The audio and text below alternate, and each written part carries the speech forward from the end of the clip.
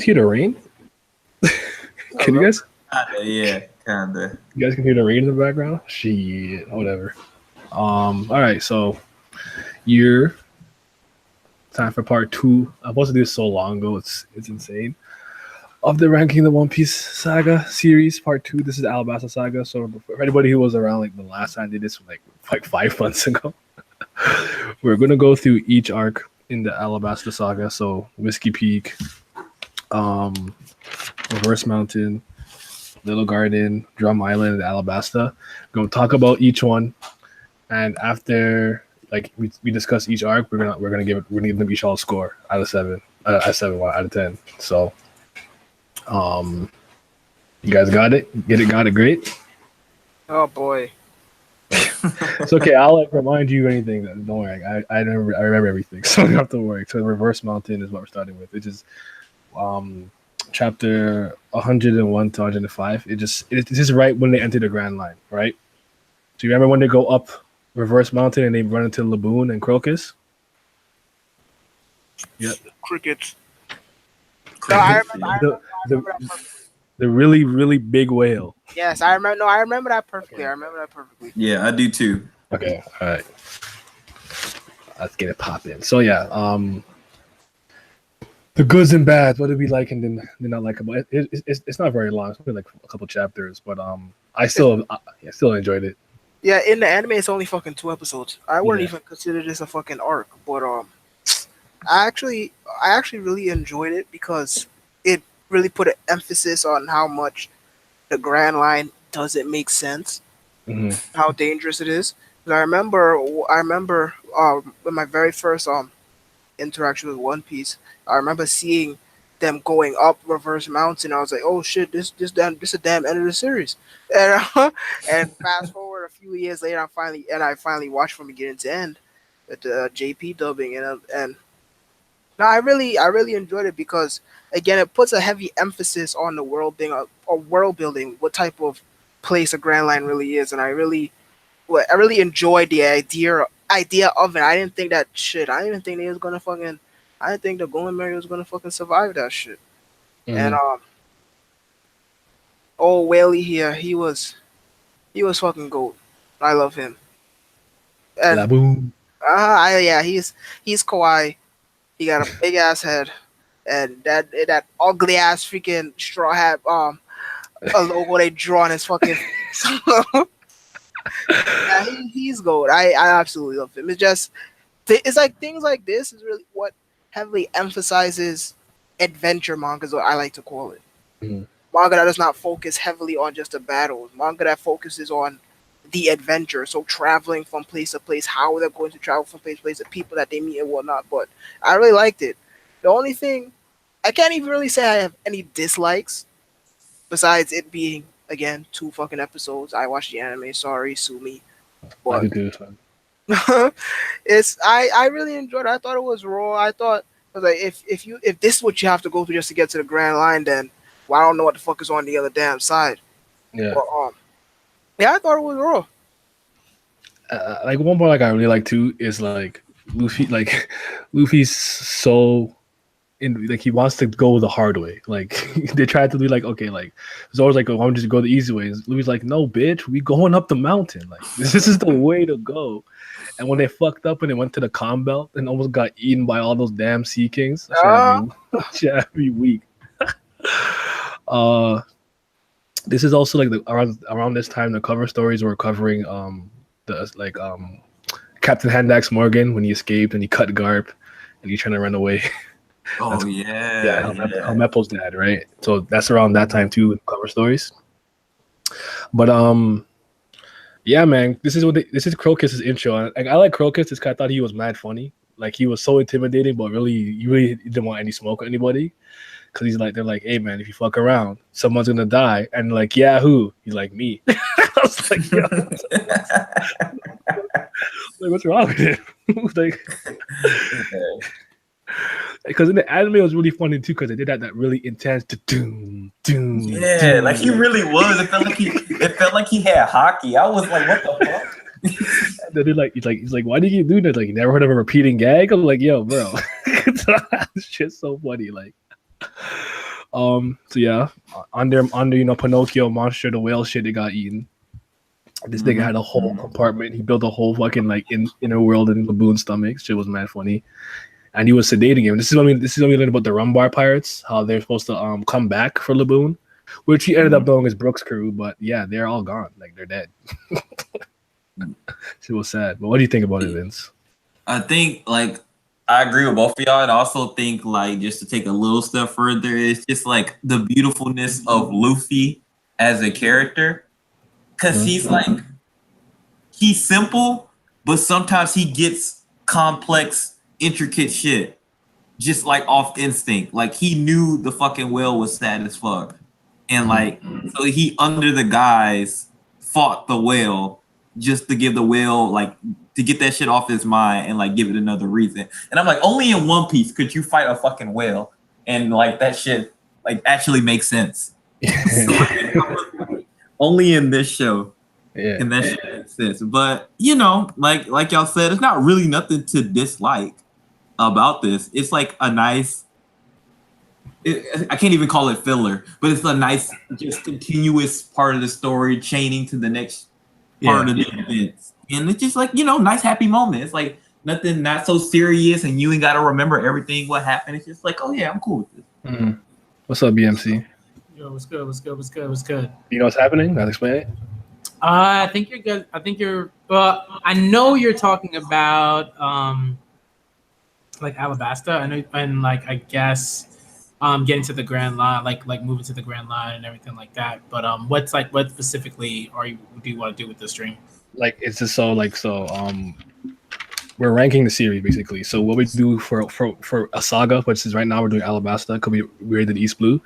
Like a couple months ago, we go like arc by arc. So Reverse Mountain, Whiskey Peak, Little Garden, Drum Island, and Alabasta. We're just gonna talk about what we didn't like about it, the characters, etc., and then we're gonna give it a score. Then we're gonna give the Saga overall score based on our averages by the end of it. So East Blue in total at the end of our last stream, the total Saga got a 7.8 when we rounded up when we got all our scores together. So right now we're talking about Reverse Mountain. When they just get into the Grand Line, they meet Laboon, Crocus. Right, Laboon, Crocus, yeah. Okay. Right, so I actually really like that stuff. I like that stuff. I thought that was great. Because again, we get a decent I think we get a decent amount of world building, and I think like it's one of the reasons why I sort of like stand like early One Piece so much. Mm-hmm. And in some ways why sometimes I'll have issues with like the New World stuff. Yeah. Just because like just like the connection to Laboon, like when I was like legit, I was like, man, this whale was like going through it. Oh yeah,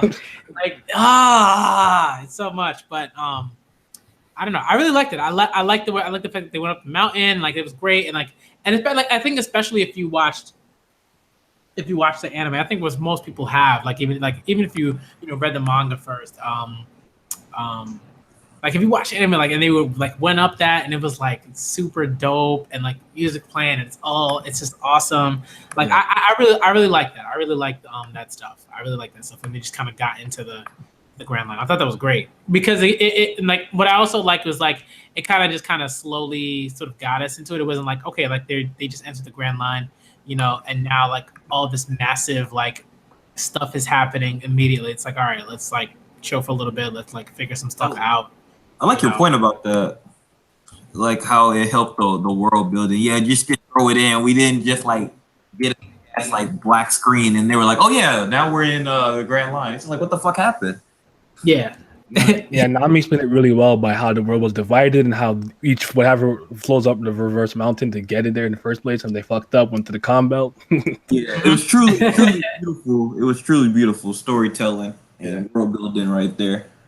And I think that's the kind of stuff that I always talk to people if someone's yo why should I read One Piece? I always start with that. I always start with the world building. I mean obviously you read it for the characters and certain relationships and stuff like that, but the world building to me is the thing. Whenever I say go read One Piece, learn about world building. Mm-hmm. Yeah, man. And what I like about this part too a lot is the mystery and allure of the Grand Line, because like we're finally here, but we're not there yet. Like what? Right. Like how Simon said earlier, this is kind of when we're trying to learn how crazy the Grand Line is. It doesn't make any kind of sense. It could be winter, and in 2 seconds it's summertime. Then you're in a hurricane. There's ice. Like it doesn't make no sense. You gotta be ready. Mm-hmm. So like the allure of that too was like one of the reasons why I enjoy this part a lot too. I mean, it's not very long, but it works for what it is. And then after there's the Garp and Morgan stuff, and then for the cover stories, which is important. And I think Crocus was a cool character. I liked him. The goat. Yeah, that's cool. One of the people on the Pirate King ship. He was dope. Big goat. Big goat. Hey, what's up? What's good? What's good? Slide in. Hey, that boy. It's that boy. I just happened to rock the Sorrel stand picture, Hey, I'm glad you brought that up because the next little thing we're gonna talk about after we're done with this. You got to, so let's get your thoughts on Reverse Mountain real quick though, like overall. I mean, Reverse Mountain, like again, like we were saying, like with Crocus and like Laboon, like that's like the most like memorable parts of the entire thing, and especially going and seeing like Vivi when she was Miss. What was her original name? Miss Wednesday. Miss Wednesday. Miss Wednesday, right? So yeah, like just hearing her, and then I think it was Mr. Nine. Yes, was a partner, right? So like it's one of it's one of those things where it's like you would figure because Oda had never planned Vivi to be a princess. It was like one of the things like when he was going with One Piece, that was one of the things that he just came up with. Like, I'm gonna make her the princess of Alabasta. For us, it's like we just kind of went with the narrative that like she's gonna be one of the agents working under Crocodile, and then after she's done, she's done. But to see like this was just a glimpse of what she's going to be offering to the story later on. Now she's like one of the people that people are saying she should be a Nakama, she should be on the crew and stuff like that. Like her impact in the story has evolved so much from just being looked at as a grunt to now being like a fan favorite in the series. And like the stuff with like even then this is like more of like a foreshadowing to later events that come full circle, like Laboon with Brooke, Crocus having connections with Gold Roger, stuff with Raftil, so it was just more of like like a geography, like understanding of like the world of One Piece, how it operates with like the Calm Bell and just like everything about it. So like it's cool for what it is. Has a lot of funny moments for Crocus inside like the whale's stomach. Like that shit gets me to this day. Like even like with the manga, it's funny, but I tell you, man, you watch it in the anime, it's the funniest stuff of all time. Yes, the intense panel camera. You have to watch in Japanese. You have to. The English is good, but the Japanese takes to another level. Like, it's good. Oh my god, but it's a good arc though.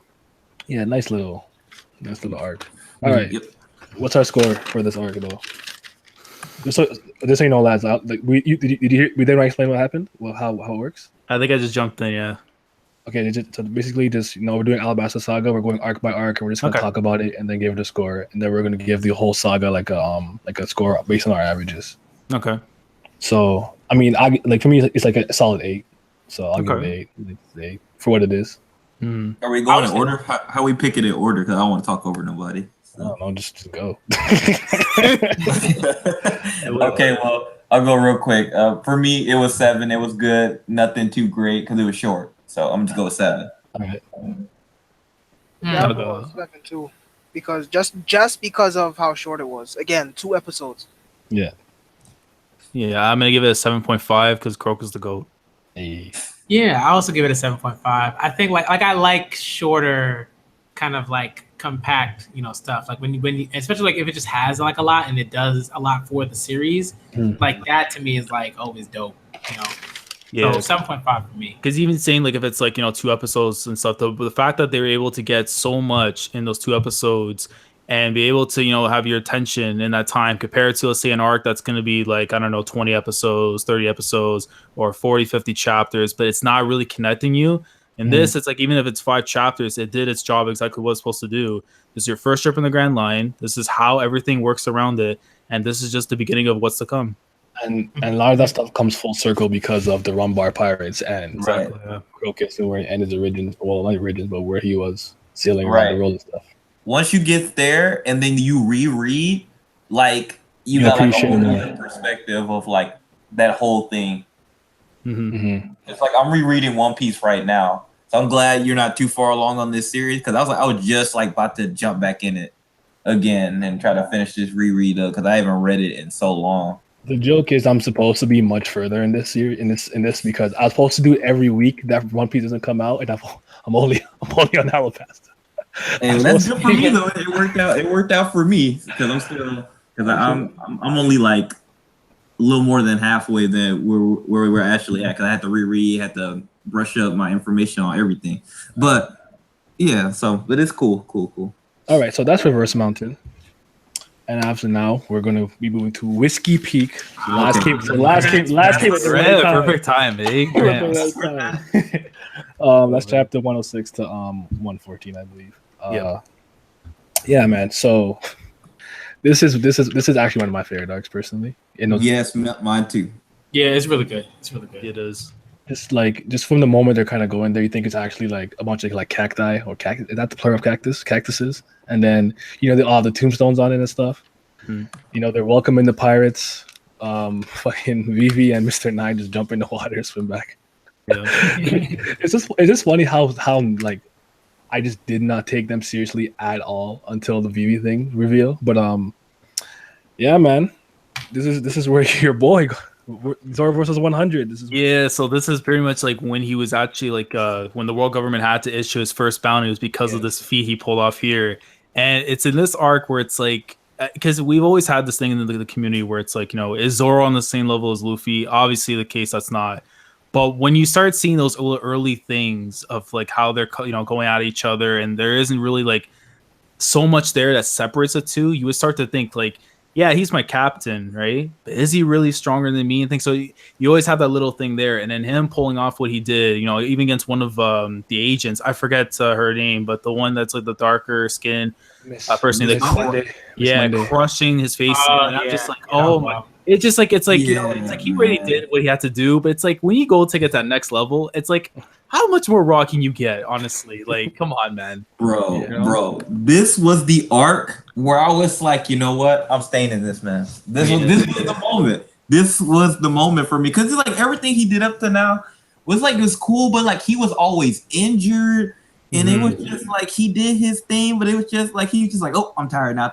Like he bodied everybody, body for body, didn't waste no time, just cleaned them up. Yeah, I mean, if you look at it, it's like he's literally been with like I wouldn't say like a handicap, but he's always been with like something holding him back since like Arlong Park. Like going from when Mihawk had sliced him to the beatdown that Arlong gave to him. Like he's been carrying so much. It's like if you imagine like if he was fully healthy going into this. Like that scares me to see one day a Zoro that could actually be fully like. I mean, right now he hasn't really shown it post time skip, but here's like you can see like he's fighting with a handicap. Without the handicap of the injuries he's had, I don't know. These fights would end a lot quicker, honestly. And he was testing out his new blades. Yeah, that too. Every blade he was getting, it's a learning experience for him since now he's in different waters. Because remember, East Blue being the weak sea, now you're in the Grand Line. Literally the power level can change up here and there, right? So see, I think that was the thing that was just the most impressive to me. It was just like this is the Grand Line, and Zoro was just like I don't care, like oh y'all knocked out all my people, congratulations. I took all of y'all down by myself, basically. And he knew who they were. This was like the first little. Also, this was like the first little piece of like Luffy having to kind of, even though it really wasn't like it was all his fault, but this was kind of like the first time Luffy had to kind of flex his might as captain a little.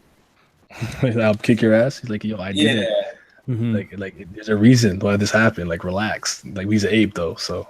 Yeah, exactly. But I just thought it was just like, I don't know, just like their small fight, even though it wasn't really a big thing or anything like that. It was just like, it was always the thing that popped up in my mind when I was really young, when I first started watching this series. Yeah. Because I would wonder, I was just like, is Luffy really considerably stronger than Zoro? I don't think so. Yeah. Then they were fighting each other. It was like, oh, they're kind of on the same level. And even now, I don't even think their levels are that far apart. Like, we obviously don't know how strong Zoro is now.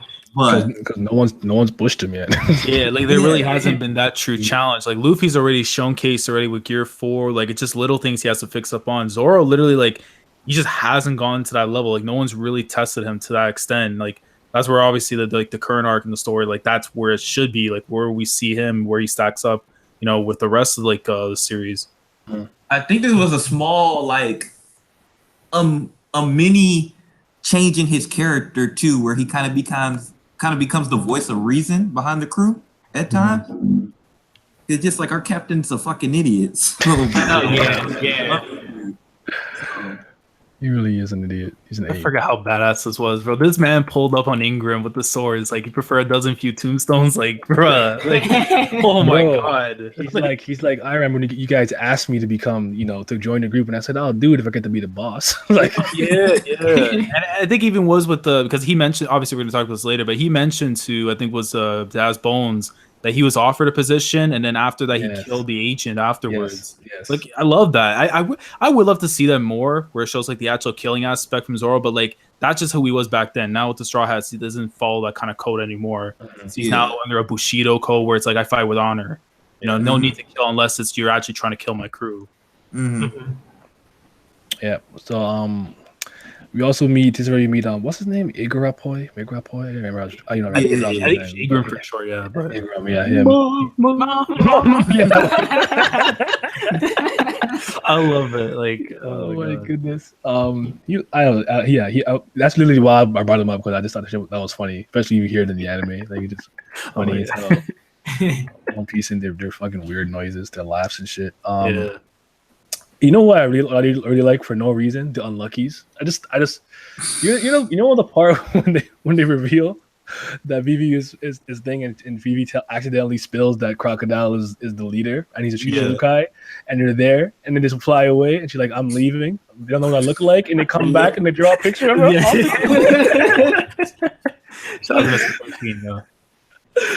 Oh my god, this fucking they just make me laugh. They kill me. But now I gotta talk about something that I like. Not it's not a bad thing. Like, I don't not like this, but it makes me upset. And it's fucking Mr. 5 and his use of the Bomo no Mi. Flicking boogers. I hate him. Yeah, that power is so good. It's wasted on him. It's like I laugh, but I'm also like, it's such a cool ability, but like you really have to go in that format to like display its true capabilities. Like, I was waiting for him to get body. I was like, please stop. I'm like, someone gotta take that fruit, man. This man has a living bomb and he's flicking booger. You please die. Please die. I can't take him. I mean, I'll say this. That's probably one thing I kind of didn't like about this arc, though. Yeah. Was that he was supposed to be Mr. 5, and that's supposed to be pretty fucking high up, and it was like they got bodied easily. Miss Valentine and Mr. 5 were a joke. Yeah, like because I remember too, like with Luffy and Zoro, like they literally just swatted them away. Like, you're in my way. Wait, like, come on. Yeah, so that was the only thing I kind of didn't like. But in the grand scheme of things, I really didn't care. Yeah, because for obvious reasons, what happens later. But yeah. Robin introduced in this arc. She kills Igaram. Well, she doesn't kill him, but yeah, I still remember reading that chapter, man, back then on the magazines, and like it's one of those where it's like you feel everything was be fine, and as soon as they turn, you just see that page show up with the fire coming through from the ship. Yeah, and then I just love where it's like where Luffy has that ideal where it's like, even though they know something bad has happened, they got to keep pressing forward. Like, he's like, oh, he's a good man. Yeah. And we just go. And then Vivi just like, because we don't know like her true nature and stuff. So when she's expressing those feelings, it's hard for us to really like grasp onto it, because it's like she was really on their side, like Crocodile side. And now that she's showing that she actually did care for somebody, it's like now it's like the little things are going to show when we get to like, Alabasta, more of her personality and stuff. So yeah, and like she was biting her lip till it was bleeding. Yeah. Oh yeah, like little details, man. Like. And then Nami come out here like, all right, I'll help you guys for a billion berry. Oh, yeah, bitch. Like, hey, you gotta get the money, man. Get the bag. Secure the bag. You got it. Secure the bag. Yeah. You gotta get them berries. I was just like, damn, like you couldn't have lowered the price at least. And then she made Zoro. Just a little, a tad. Ain't nobody coming on the Grand Line. What did you thinking? Meanwhile, Sanji and Usopp are asleep, knocked out.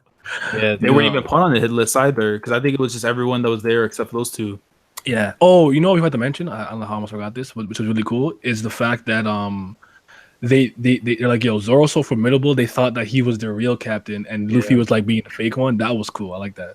Cause I'm like, Zoro is pretty raw. Like I guess he could be a captain. Because I'm kind of like you. I didn't really care about Zoro that much until around this arc. This is kind of like, okay, he's cool. I'm sorry, that was raw, right? Because before that, it wasn't his fault though. Because like you said before, he was handicapped a lot. I don't know. His fight with the Nyan Nyan brothers, that wasn't it. But, Yeah, exactly. He was always a cool design, but I was like, I don't really care that much about you. Mihawk Like, embarrassing, even though it's Mihawk. You know, I wasn't really on board. He wasn't looking too good. He wasn't looking too good. That's some questions. That's some concerns. Simi, you ain't say nothing. Because I don't remember fuck from this damn art. That's This man. like I really like it's to the point where I can't even comment on it because I really do not remember fuck, and I'm not gonna remember fuck until we get to Drum Island. So I'm sorry. Okay. Well, I got plenty to say about that too. yeah. That's one of my favorite arcs too. That's a high ranking one. Yeah. You know Miss Monday and Miss and I have a kid. Yeah, I did. I just read that. I was like, wait a minute. They have a kid. It's in one of the cover page stories. Like they have a kid. I know a lot of people don't know that. Cause not that you should care because they're not that important, but just fun fact, I guess. This was also kind of the moment, yeah, like you said, how Zoro used to kill people, because I really thought he killed everybody when he first did this. I was like, I really just killed everybody. I was like, is this the first time we see death in One Piece? Did he really just slaughter everybody? He was like, oh, they're gonna do that. I just look at honestly like if I don't see a character again after they've been blitzed, I just assume they died. They're dead. They're gone. My philosophy was always if their eyes were completely white, their mouth was wide open, that was it. They dead. Yeah. Yeah, they dead. That's One Piece of death. Their eyes are white, and their mouth is wide open after they took their beating, they done. Yeah. All right. Anything else you want to say about Whiskey Peak? Karu, made his debut, and I was dead as hell because it's like I figured she's gonna have this crazy beast or something, helping her out. It's this random duck just chilling on the side. He's like, "Yo, what's up? I can your tail. Help me out, yo." I do have something to say. This kind of really helped them. Really small detail, but it ended up kind of being big. That Sanji's lack of appearance in these couple of arcs actually end up being a really good thing. Oh, okay. For obvious reasons too, because he wasn't in this. He wasn't that prominent in a couple of them. So that really ended up helping them out in the long term. Sanji just got played by the women and knocked out. Yeah, this is where Sanji was really heading. And Usopp, telling his stories, and I coolly told him back away from my friends. Tell stories all the time. No killing ass. I love him. Yeah, but the cover stuff was funny because he's like, I need a hand. And he just put his hand out. She's like, no, like, help me. Like, do something. Yo, I remember when they were like running away, Karu went on the ship. He got there for everybody. That's my duck. Yeah, respect him. Remember, he's fast, I guess. So respect him. All right. Let's do the whole score. I'm still giving it an 8. I'm giving this one an 8. All right. Yeah, my damn, that's tough. You know what? Zoro was so gold. I gotta give it an 8. Exactly. That's the only reason, bro. Come on now. There's more than that. There's more than that. I honestly like an 8 just because on the Zoro, the Nico Robin stuff, the twist with her coming in. Because obviously, she plays a big factor, of course, later in the story and everything. She was and then, of course, the stuff you brought up now, even with Sanji and everything, like, even the little things of him kind of being like in the background, not really like meddling in what was going on, ended up playing, big factors for them in the later arcs afterwards, which we'll get into after. But yeah, it's solid. I mean, like, I don't know. Again, like, the anime just did a really phenomenal job. Like, translating these things. Like the battle was phenomenal, the comedy was on point, like everything was just done like very well.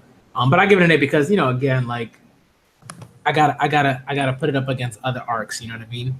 Can't be giving all the arcs 9s and 10s and all that. I can. You're not about to stop me. There you go. Speak your truth, brother. Flex that muscle. Simi, are you not applicable? An A. All right. An A, by God. I'm putting an 8. I gotta inflate the scores a little, you know what I'm saying? Hey, come on. All right, so that one gets an 8. All right. Little Garden. This one I enjoyed a lot. Little Garden. 115, 129 to 129. Yes. Okay, this one was next. Okay. Anyone want to start it off? I mean, the first time we ever get to see the giants of One Piece, which Their laughs kill me. cutting island-sized goldfish for fun, like man, it's one of those arcs where like it really showcases like how crazy the world itself of One Piece is, because it's like when we got on that island, it's like we went like literally back in time with like dinosaurs, aerodactyls, just like all these different things that were being there, and then you see these two humongous dudes been scrapping for 100 years. Yep. Just like going at it and stuff. Like it's and then just like hearing like the stories of like which we're gonna get into later in the story, but it's like hearing back then like this place of like this is a home of giants. That they follow like this code and stuff where like if two people were to come to a disagreement, they have to fight it out and stuff. Like I the Giants, man, they get a bad rep, honestly, just because I guess of the way that they're portrayed later on in the series. But here, this is kind of like where you think like the potential for them was like limitless. Like these guys can be actual monsters, and even seeing like again joking around about the goldfish. But it's like if you think about it, that thing was the size of an island. Mm-hmm. Imagine if these dudes were literally run across the world and wanted to cause chaos the way they should. Like these are dudes you don't want to be messing with. This was everything in One Piece was supersized. Everything was big as hell. Like so, you're just running in constantly, and it's just like, damn, the whale's big, the fucking Sea King thing's big. It's just like why everything they fighting so humongous. Shit. And even best parts like even with Sanji too, because this is where the whole Mr. Prince thing came into play, and it's just like, again, this is where Sanji's like my favorite moments of his character, because like he was like so in the background, really didn't do nothing. As soon as he does this, it comes into play like little things after that help them out during like Alabasta itself. So yeah, and I mean it was just really solid. Like I think it's one of those instances where you're like, okay, like let's see how this sort of plays out, and everything's kind of gonna work out and everything like that. But I don't know, I really thought Oda did just like a fantastic job with just like with Mr. 3. I thought he was like a highlight. He was a highlight. He was dope, highlight. And they were, I mean, another Zoro moment, right? Like he set up another Zoro moment. They were just like, yo, we about to get real. We about to really do some intense shit right now. Like I was legit like, yo, he really about to like cut off a leg or something. This dude's like, if you want it, that was we're about it, man. Like if you're not about this life, man, you take the death, bro. I'm just cutting my legs and we fighting. Like I love that about him, man. Yeah, I like Miss Golden Week. I like her power. Mm-hmm. Yeah, she's cool. And then I love like cool name. Yeah, that was a cool name. I like that name too. Yeah, I mean, I love. Sorry. My bad. It was like even like the little things, like even like when we learned about like how like the bounties and stuff for like the giants, because it comes into play later on, like Sabo, how we have like the lists and stuff for like the prices of each race. Yes, and that was like our first ever glimpse of like each race, what they're really worth and stuff, and that comes into play later on in the series, like when we get that list of like the giants. The Tontadas and like the Minks. So that was like pretty cool, because it's like it's not just what they bring to the table in terms of combatants, but that combatants can bring back wealth. And if someone is able to snag like a guy like 100 million berries for one of these dudes, and you have two of them, like you living good if you capturing giants, man. Yeah. What are you gonna say, BMC? Oh, I think another thing, it might be my favorite thing about this arc.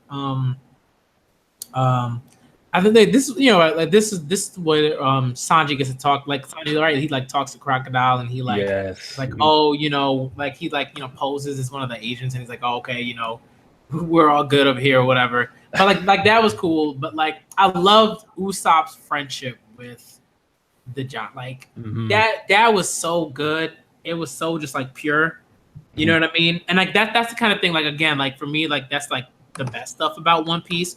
When like it's not about it's like Usopp's not like the most powerful warrior or anything like that, but like there's like a genuine like growth there, and Usopp's like, yo, like I think I might actually really want to like become stronger and like have a role model and everything like that, and like make some moves and stuff. Like I thought that was really cool, and it's still like a thing, like like it's still referenced in the future and everything. So I think that was one of my favorite parts of. Usopp gets along really well with giants. Yeah, he just sees like like the fact that his dream is being a brave warrior of the seas, and the fact that he's watching people who literally fight every day with like no fear whatsoever of like their life is going to come to an end during a battle. It's like you kind of have to have that kind of mentality, roaming around the sea, especially if your dream is to be not just a brave, the bravest warrior of the seas. Like, Yeah, him and Brogy got along really well, really quickly, really well. They got along well. Which giant did you guys like more, Dory or Brogy? It's a push for me, dog. Because either ones go, but it's like with Brogy, it's like he's our first guy we seen there, man. I don't know, it's the beard. I think it's the beard, bro. Like honestly, it's just so gold. It's like I think the reason why I would probably just say Brogy was just when him and Zoro were like, yo, you ready to lose your arms? I'm ready to lose your legs? Like, fuck it, let's do it. I'm like, yo, that's kind of raw. Like, that's kind of raw, man. Yeah. Especially the moment where like he's like battered in blood too, and where he's like, my name is Brogy. Like I cannot like allow the name of Elbaf to ever be disgraced, and like that in itself speaks volumes. Because like when we go later into the series against Elbaf, we're gonna see like that same exact mentality being said by all these other people within their race. And you know what part like really makes me laugh too? Like I know this it is like pure petty salt when when Luffy's under the mountain and Mr. Five is like, just because he beat his ass earlier, he starts kicking him for like kicking him. And Luffy's like, you're still a bitch. Like you suck. I don't like. Why are you here? I'm like, yo, that's so funny. Like you're not a threat to anybody. Die. Get one of your ability. Oh my god. I'm not gonna let this go. Like I hate this guy. he wasted one of the best Parameci abilities I've seen in the show. Yeah. Why? How do you do this to me, Oda?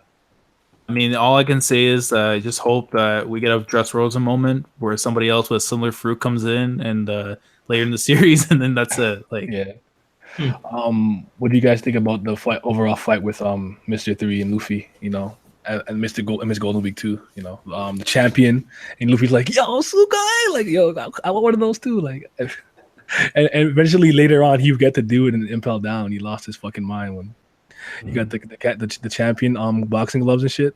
Yeah. I like that fight. I thought it was cool, even though Luffy kind of stunned him. Mm-hmm.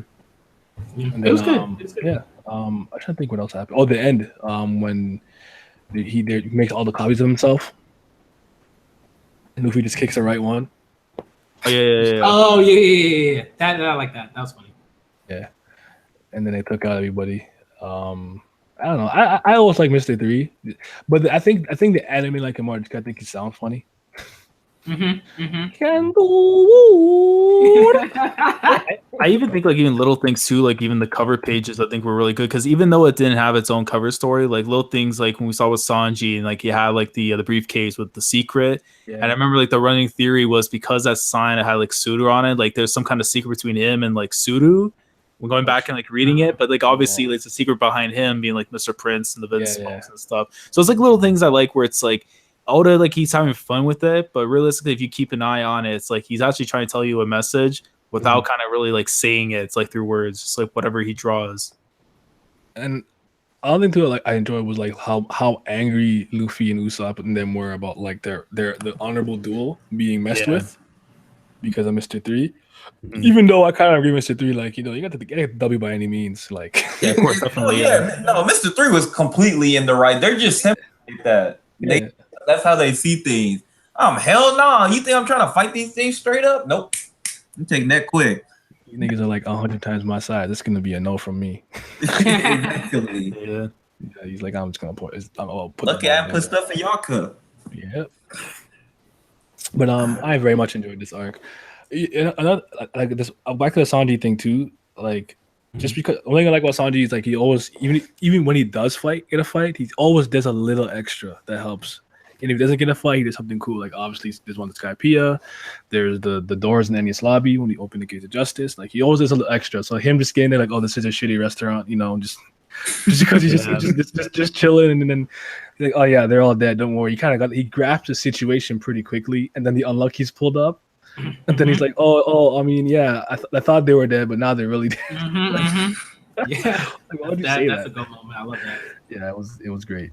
And yeah, some of the cover stories are really cool. I think the one with like Luffy on a camel, I like that one a lot. Was it a camel? I can't remember. think he's on the camel with a snake on his head, and something was wearing his hat. I'll have to check. It's been a while, but any final comments on this? Oh, honestly, one more thing. One thing I like about Miss Golden Week too is that she like exposed Luffy's weakness in a sense, because yeah, she can't do nothing to him, but he's an idiot, and her power is completely suited to deal with him. So I like how they kind of show like matchups and abilities and stuff that they matter a lot in One Piece. Like, it doesn't matter that you're just strong. She can just mess with you emotionally. He's like, I don't want to save them. And then they use reverse psychology, so Luffy will step outside the circle and stuff like that. Like, good stuff. Good times. Anything else want to add? I guess Simi, I'm guessing you don't remember shit about this arc either. NA. Damn, my boy. I feel you. Goldfish. This is a good one. For me, this is like a solid this is like a solid 8. It was a solid 8. Really good stuff. Like I love Mr. 3, the Unluckies. Like seeing Crocodile a bit, the whole thing. Usopp in the friendship with Dory and Brogy, like good stuff. Yeah, and then them like trusting us, believing us, just sail straight when the Island Eater came and they used their and they cut through with the they broke their weapons, and after they decided to have a hunting competition that like Zoro and Sanji were having instead of killing each other. Yeah, that was dope to me. I wonder if they settled that. Like, go home. Who knows, man? Who knows? It's been 100 years. Go home. Like, I mean, I want them to be in Elbaf when the rest of the giants come together and everything. The pirate crew they got going, Harju and stuff. But let's be honest, bro. End of series, those two are gonna be fighting it out on the Goldfish's remains.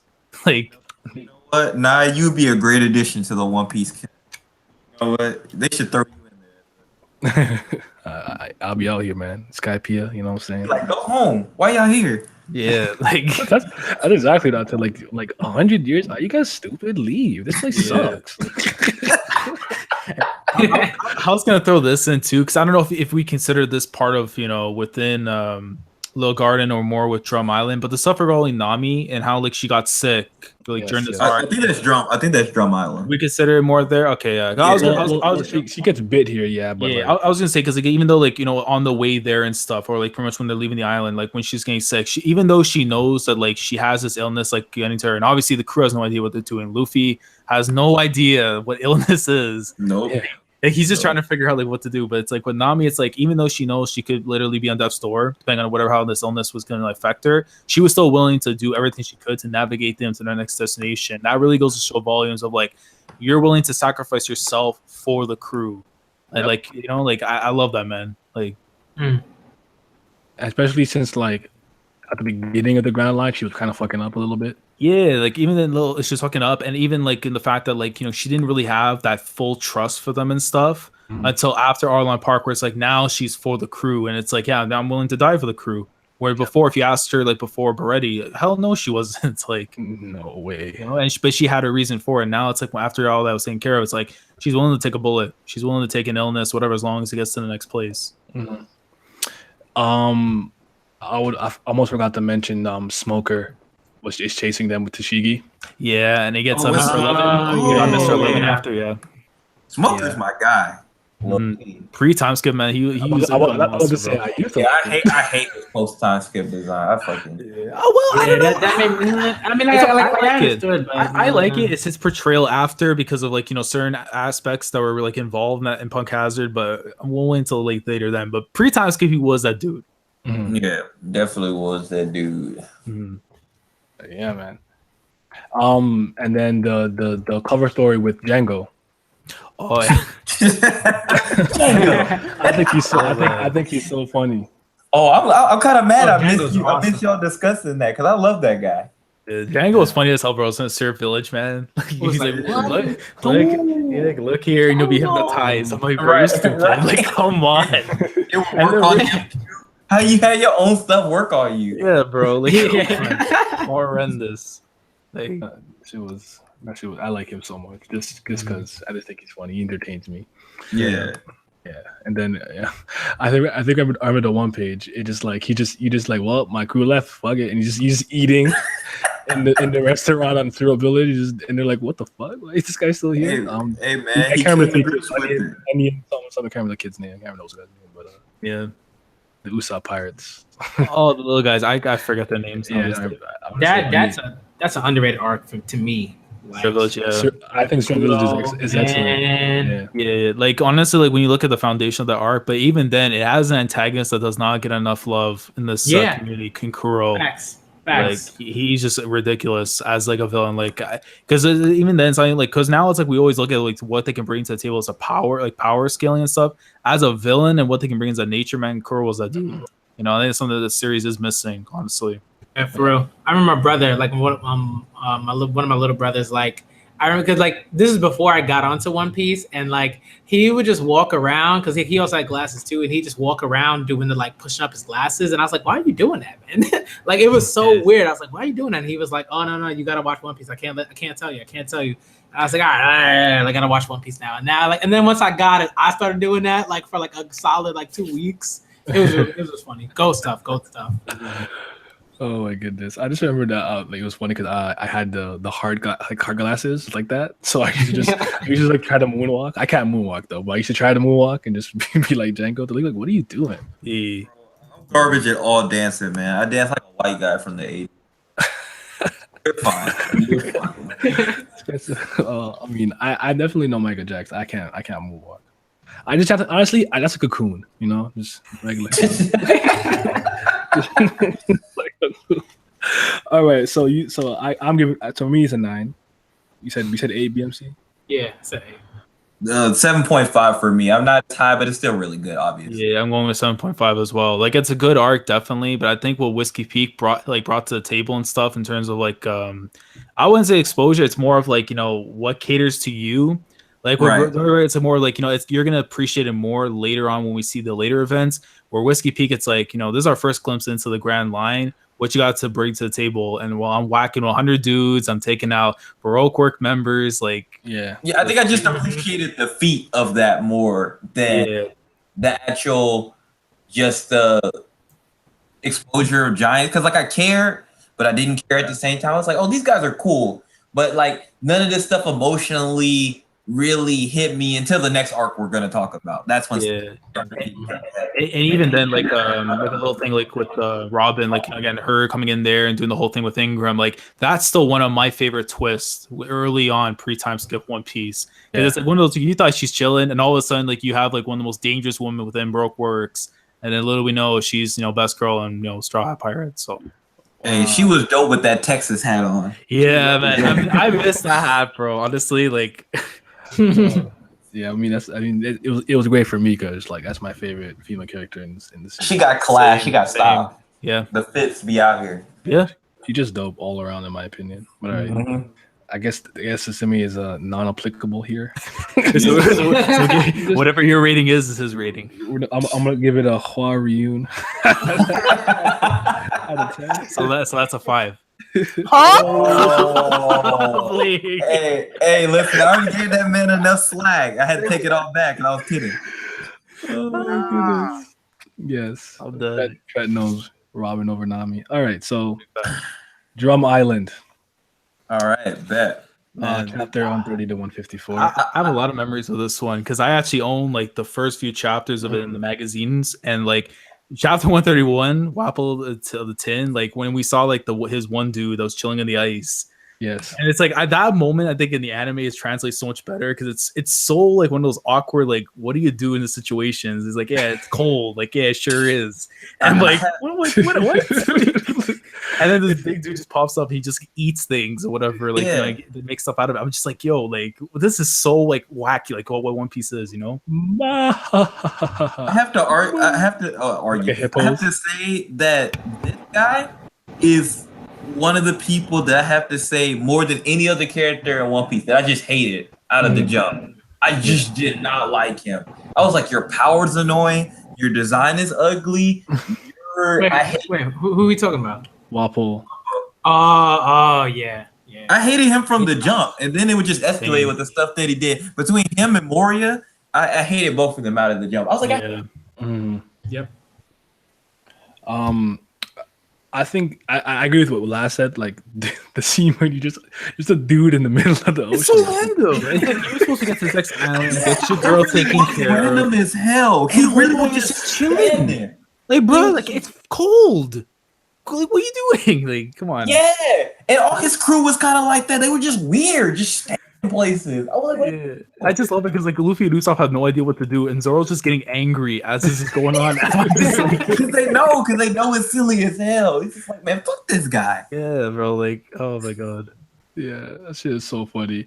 One of the earlier things about this arc too that I like a lot is, you know, Nami's really sick, and obviously Vivi needs to like get to ask Alabasta because thing is sick and everything, but she gets an option to be like, yo, go straight there. But she's like, no, the best way to get there is for Nami to get better, and then for us to have a navigator for us to sail to Alabasta. And Luffy was like, yeah, that's what I'm talking about. You know, she didn't try to like throw them under the bus to save her kingdom.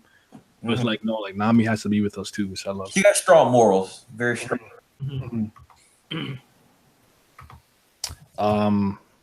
And then Luffy bowing his head, like please like save Nami when Dalton and them pulled up. Yeah, he actually bowed down. I thought that was a really good character moment for him. it just shows like, you know, how much he cares for her and stuff. Like even like, not even just like for her, but like, you know, like his crew members just in general, how much he's willing to go for. Like him just bowing, like that's like, you look at Luffy, like my man's doesn't bow for nobody, but for him to do that, it's like, yeah, like that shows how much someone means to him. Like, right. This was like the deep beginning of all the emotional turmoil and the crazy stuff that happens in One Piece, because there were just so many emotional things. I wouldn't say, well, maybe depending on how you feel, some of it might be a tearjerker, but it was definitely just like, damn.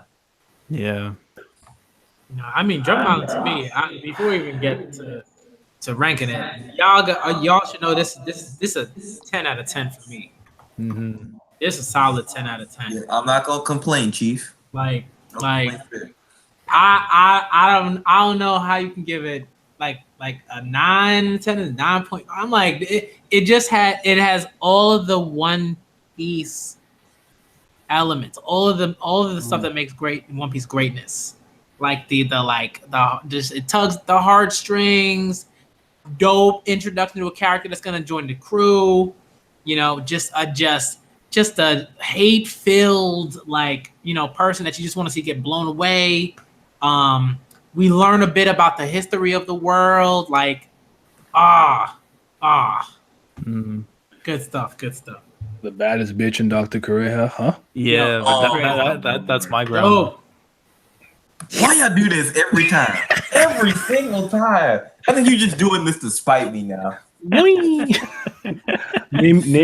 139 you'll look that good. Yeah, I mean, right, he has a point. There you go. Nice talk. I mean, she was dope, but why you had to do that? Like, Oh my god. Hey, nice talk. Oh man. Yeah, man. Oh my god, yo. When I tell you, like, this arc had a lot. Wait, Simmy, you said you remember Drum Island. Say something. Yeah, say something. Damn it. Actually, I have to disagree. Timmy. I'm talking, damn it. I would actually have to disagree with BMC simply because of the fact that freaking Wapo's fucking whack. And he looks like a fucking I don't know. I feel like that's kind of like the point, right? Because It the works. point is not like so much like he's like powerful or anything like that. It's just like he's like a political, like, you know, he's hateable. sort of like thing. He's just a jackass. You know what I mean? And it's like you were just waiting to like, and it's just this build up to just see like this guy just like get like get out of here.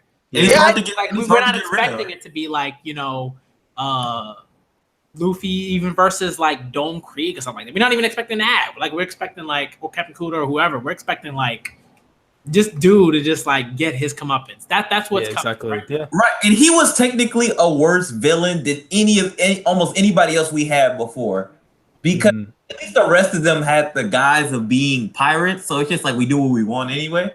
But he was supposed to be a king, and he abandoned his people, and then he came back. Yeah. You know, the thing is though, it's funny because it's like it's hard for me to find a middle ground with One Piece because it's always had its nature, its roots in silliness. I mean, our very first antagonist was fucking Buggy and whatnot. But the thing is, though, like I act like I when I first well, not first, but when I experienced One Piece seriously for the first time, I actually kind of took Buggy seriously, like especially the way it was animated, the way it was adapted in anime is what I'm looking for. I thought that it was yeah, I thought they made him a threat pretty nicely and whatnot. And the other antagonist in the East Blue Saga I actually like too, especially Arlong. But when it comes to like first of all, Wapol looks like a fucking waffle. He's like 2 foot nothing. I'm just like I fucking can't with this man. But like, yeah, right. Like you can't even argue against the facts of what he did and like what type of asshole he was or whatnot. But just I don't even know why. Cause One Piece, it has those wild antagonists like Crocodile, like Enel, and then you have fucking somebody like Wapol.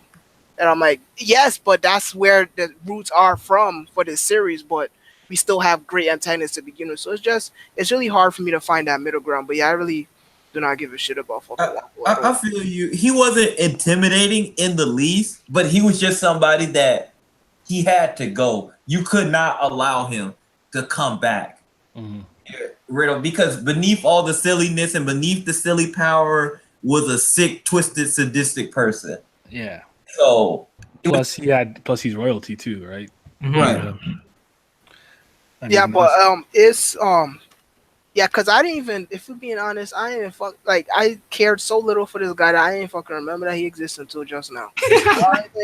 Only thing I was fucking remembering is you can chop his backstory, which was the highlight to me of the entire arc, and it's crazy. Definitely. Like how piece of Dr. Hiryuk. Yeah, honestly, man, like even though I have a love for Corazon, bro, Hiluk, man, is one of the all-time like flashback characters in the series. Like because that speech when you hear it for the first time, man, like you hear it's like holy shit, it's a moment. But when you go back and like reread it and really analyze what he means by that, there is a lot of weight to that. It doesn't matter what you do in your life and whatever you accomplish and stuff. The second you die and the second you're forgotten, that's when you're really gone.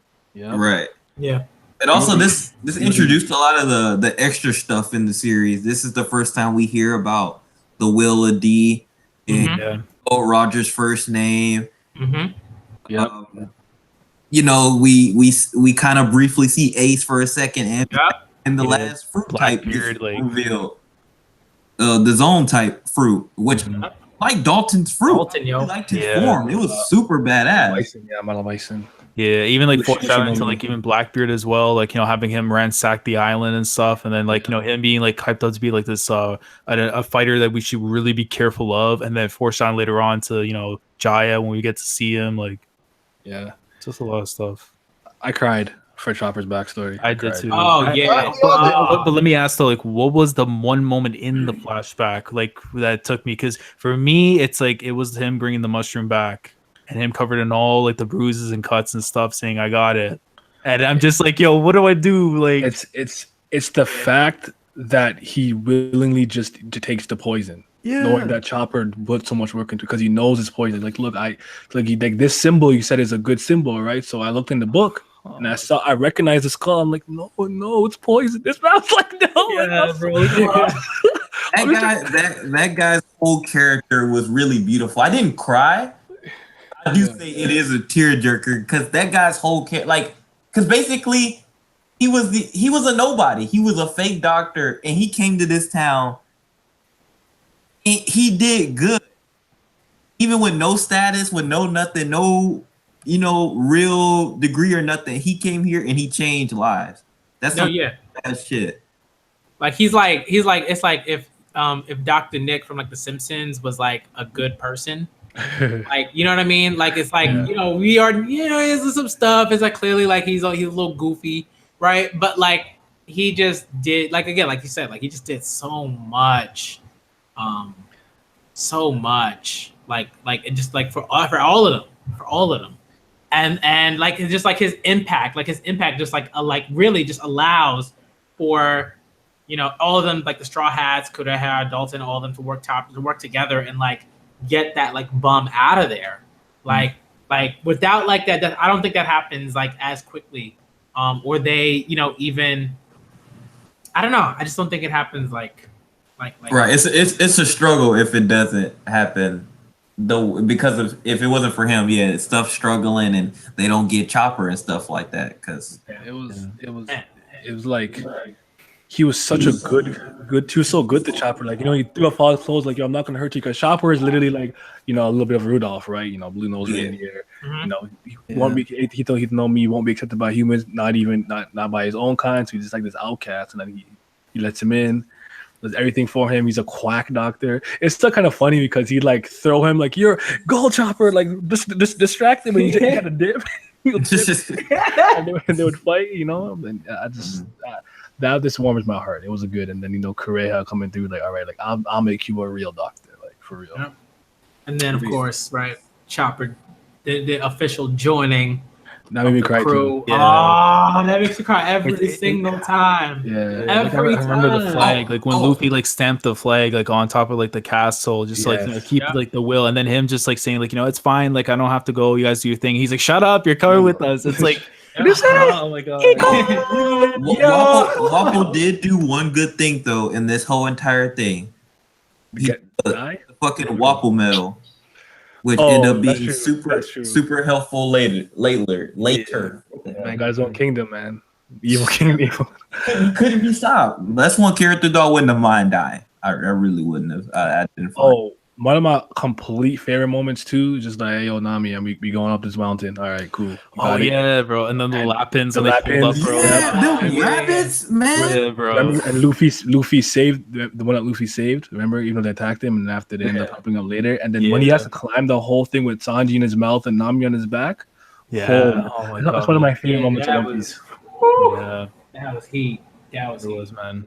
That shit was like, he's like, and then he gets up there, he's like, yo, they're my friends. He's shivering, like, forget about me, like, save them. Like, yeah. Oh. And then they're like, yo, where's the reindeer? The Chopper joined my crew, and then she's like, Korea's throwing knives at them, and they're like all running in the hall, just going crazy. I just love it, man. Just had me laughing. Yeah. Walpole got washed. He's not important. Oh yeah, there's not much to speak from the action point of this, because stuff did happen. Yeah. Better stuff happened in Rumble Point. The Rumble Ball. Yeah, so that was kind of cool. I mean, I wasn't that impressed with that, but it was cool, I guess. Another thing that I like really about this arc was, again, it's a heavy emphasis on the difference between an adventure manga and a battle manga, because again, Nami's fucking sick. Nami's not even a fighter; she's a fucking navigator. So first of all, they're stuck, so they can't go nowhere. And then Chopper being a doctor, which is also important, because not only it's convenient for this arc, but okay, what about in the future? If you have no doctor on your ship, what the fuck's gonna happen when the rest of y'all get sick later down the line? Y'all not gonna be healthy 100%. So it really emphasizes the fact that everything is not about throwing hands, and that's what I really like about it. It's again, I don't even think adventure manga is an actual term, but I've been freaking classifying manga like that for all my damn life, and I'm gonna continue to do so. But it's a real heavy emphasis on the adventure versus the fights. Because again, I didn't fucking remember Wappo even existed. So that is the beauty of this of One Piece in general. Because it's just like, if you're looking for something that's just about throwing hands, this really ain't for you. Because there's so much, you have to enjoy a lot of the little things, the narrations, the foreshadowing in One Piece to fully embrace it, and that's why it's so good. And it's like, and of course, I'm going to reference that dickhead dude who was like, "Nami, one of the worst female characters of all time," and I'm like, listen, if it really wasn't for this orange-haired bitch, we wouldn't be nowhere. Period. They would sail to the calm bell and die. Right? Yeah, she don't have to throw hands. Her point was very. It was what she is very to the point. Like the thing is, it's like, a pirate crew is not just about fucking throwing hands, period. Right. Have positions. Simple as that. You need people to fill those positions. And being a navigator is the single most important position you can have. Because if you don't have one, you're not going anywhere. Period. Right. And they act like everybody started off as fighters. Shanks and Buggy started off cleaning the fucking ship. Like, come on now. Everybody fight. And other crews got divisions and hundreds to do one job. Exactly. So it's like, again, heavy emphasis on the adventure and not the battle, which I really heavily enjoyed because there's not really that many adventure manga I can name off the top of my head. Mhm. And One Piece does a fantastic job of emphasizing that this is about a journey and not a battle, not about the fights. But even though the fights are still raw, but the adventure is even rawer. The fights for me have always been like the icing on the cake. Like it's a nice added bonus, the little sprinkles. Yeah, I'm not here for the fighting, but when I get them, they're good. Yeah. Right. I was also going to mention too, like even little things with like hints towards like, you know, Dragon and the Revolutionary Army, because like even though they weren't really mentioned by name, the whole thing with Wapple saying like, you know, just because you're a pirate, you think that my stats doesn't matter, and how like, you know, he's saying like his kingdom is a member of the world government and what you did was like an international crime. I love how that's like a nod to what we later find out, you know, when Thalassa Lucas highlight that image of Dragon and stuff when he's there at the Reverie, and goes to show like these international crimes are tied to a nut job who happens just to be your father who does this kind of thing on a day-to-day basis. So like even if you could be a revolutionary or a pirate, you screw around with the world government, you're an international criminal in that sense. So I liked how like that gives us a little foreshadowing that there's other forces out there that could repel against the world government, that not just pirates itself. Yep. Agreed. What do you guys think about Chopper's character quirk, but like peeking the wrong way? I also thought that shit was funny. Like he and you know when you compliment him, when he acts like he doesn't like it and he dances, I always have a good I always have a good time when he does that. Yeah, Shit. he's like, Cool, simple as that. He's like, don't flatter me, you bastard. Like, I love it. Conagero. Yeah. I'll probably talk about Zoro's his swim. Zoro, okay, this is the first time I'm like, Zoro, you're a moron, bro. Because poor Kaoru almost died because of that. He's like, I still love it at the end of the arc where it's like, why are you frozen in the water? It's like, and then Zoro's just trying to like, you know, things happen. Like, wasn't he training with his shirt off too? Yeah. So basically, he went to go for a swim to train. Kaoru thought he drowned, so Kaoru jumped in to save him, and then he froze. And I'm like, bruh. Bringing up the sick thing though was really good. Cause I just noticed I was like, hey, this crew was full of weirdos. So it's just like normal people would get sick, but these wackos don't get sick. Yeah, that was funny. That was funny. There's like everyone's sick before. They're like, nah. Yeah, she was funny. Oh, and that reminds me too. That reminds me, and I forgot what I was gonna say. I'm a fucking idiot. Damn. Oh, okay. Remember in Hyuk's flashback, there was the part for Reverie. Oh yeah. First talk about it 4 years early. He gets slapped, but she knows how important it is not to cause like diplomatic you get to keep good relation between countries. So she doesn't react. She just takes the slap. And Dalton was impressed with it. I think Dalton's a good character. Definitely. That was an important moment to me, especially now that Reverie happened and came full circle and stuff. Like that was dope. Yeah. Like especially like he goes from being like a lackey to Wapple, who really had no direction for himself on how to like handle things as like as a leader, to eventually come again like being a bison, you're being a leader. Like his fruit just makes so much sense where it's like he's literally like carrying the pack right behind him now, since he is the one taking care of Drum Island.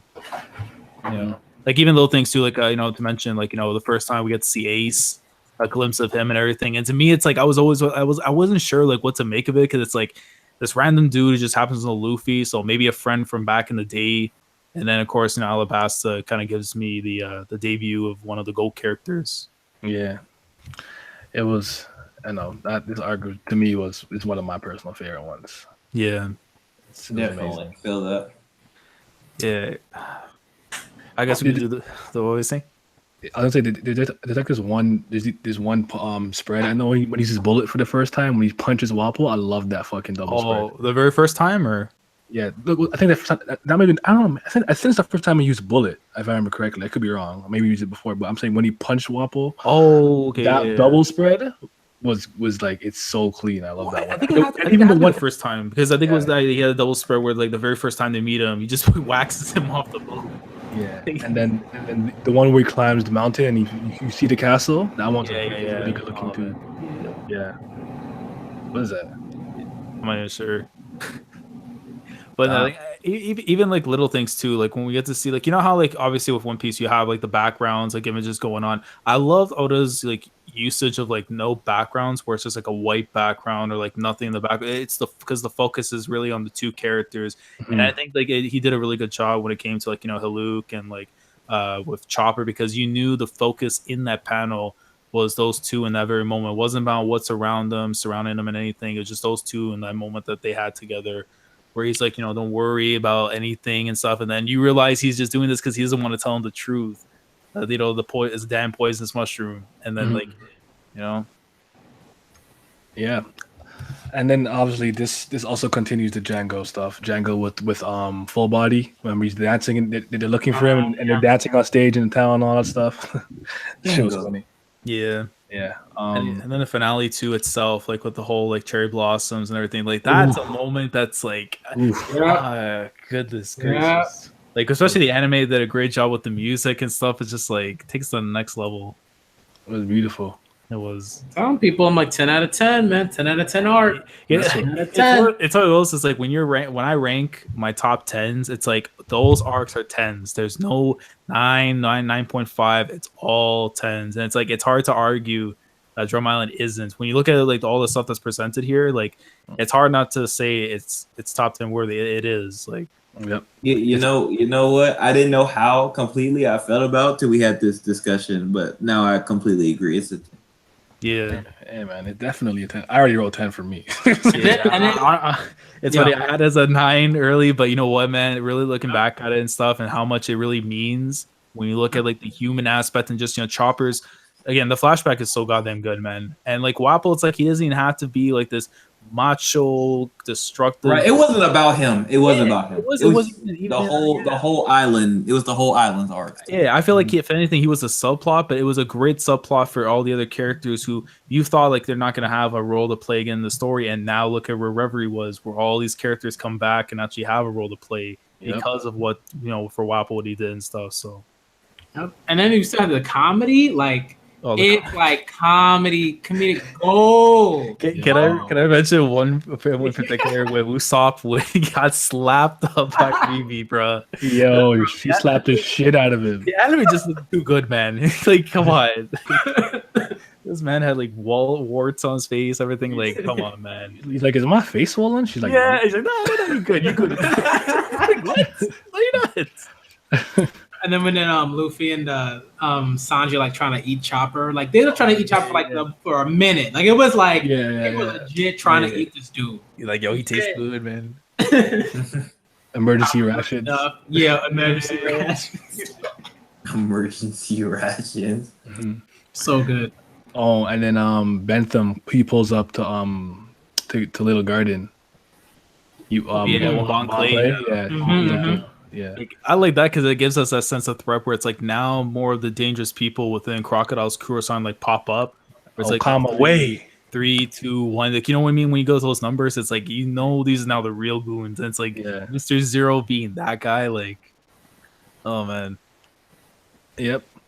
All right. So I got 10. BMC, you got 10. It's a 10. Simi, you can be the contrarian? Yes, I am. Thank you, Simi. Just to be the asshole. Thank you, Simi. I love you. Listen, Wappos look like a fucking ego, so I'm not. What you giving it though? It's a 9 for me. Respectable. You know why? I ain't even be mad. So 9 rounded up to 10. I'm joking. There you go. Add the +1, everyone. You know, just Yeah, you know, +1. All right. Give me that heel heat. You don't want it. And finally, now we are on the Alabasta arc, chapter 155 to 217. I know, Vince, I remember we spoke about this briefly before. You weren't too keen on this arc, which you're wrong. I have go ahead and speak your piece. mixed feelings. Okay, so for me, positives. One, I thought this was really cool that it had like this Middle Eastern Egyptian vibe. That was really cool. I really like that world building aspect of it, which is something completely different. Yep. Crocodile goat. So, you know, I love That's my goal. Man. I love Crocodile, and I love his fights with Luffy. Mm-hmm. He's my favorite character. So about this was arc, great for me. It just felt really long for me. I don't know what it was. I don't fucking was. It just felt so fucking long, like all this political shit, and watching the anime version keep going back and forth to the king and like their stuff. They're like, oh, the rebels are coming. The rebels are coming. Like when they gonna fucking show up at your doorstep? Like hurry up! Like do something. It's like because they really look like they don't want to fight neither. So like maybe y'all should like talk it out, hash it out. Somebody should have some communication skills because y'all seem like y'all suck at this. But because I know Crocodile was out here stirring the pot, but I felt like if somebody maybe just, I don't know, spoke up and asked a question, they could have got some of this resolved. But that's just me personally. I don't know. It probably wasn't that, but yeah, I'll go next after this. Yeah, but it was just I love seeing Ace for the first time, how silly he was, and how he fucking goes to sleep. He got a weird quirk like Luffy.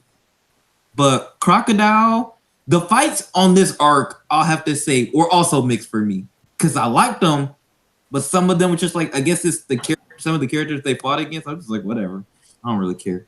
Like Zoro and Bones and Bon Clay and Sanji, really good. The other fights, whatever. And Crocodile versus Luffy, I don't want to. I'll wait till y'all go, or until one of y'all jump into it, because obviously I'm going first. So, but that's pretty much it for me. Yeah, I feel like I feel where you're coming from though. Definitely, like there are a lot of aspects I felt like that were really like dragged out, and like even stuff that like you look at now, it's like the stuff with Koza. Like Koza, I thought he was cool for what he was, but when you look at the grand scheme of things, like especially with the portrayal of him in Reverie, it's like he's just a background dude. He's just chilling on the sidelines, and Vivi's probably like waiting for Luffy, man.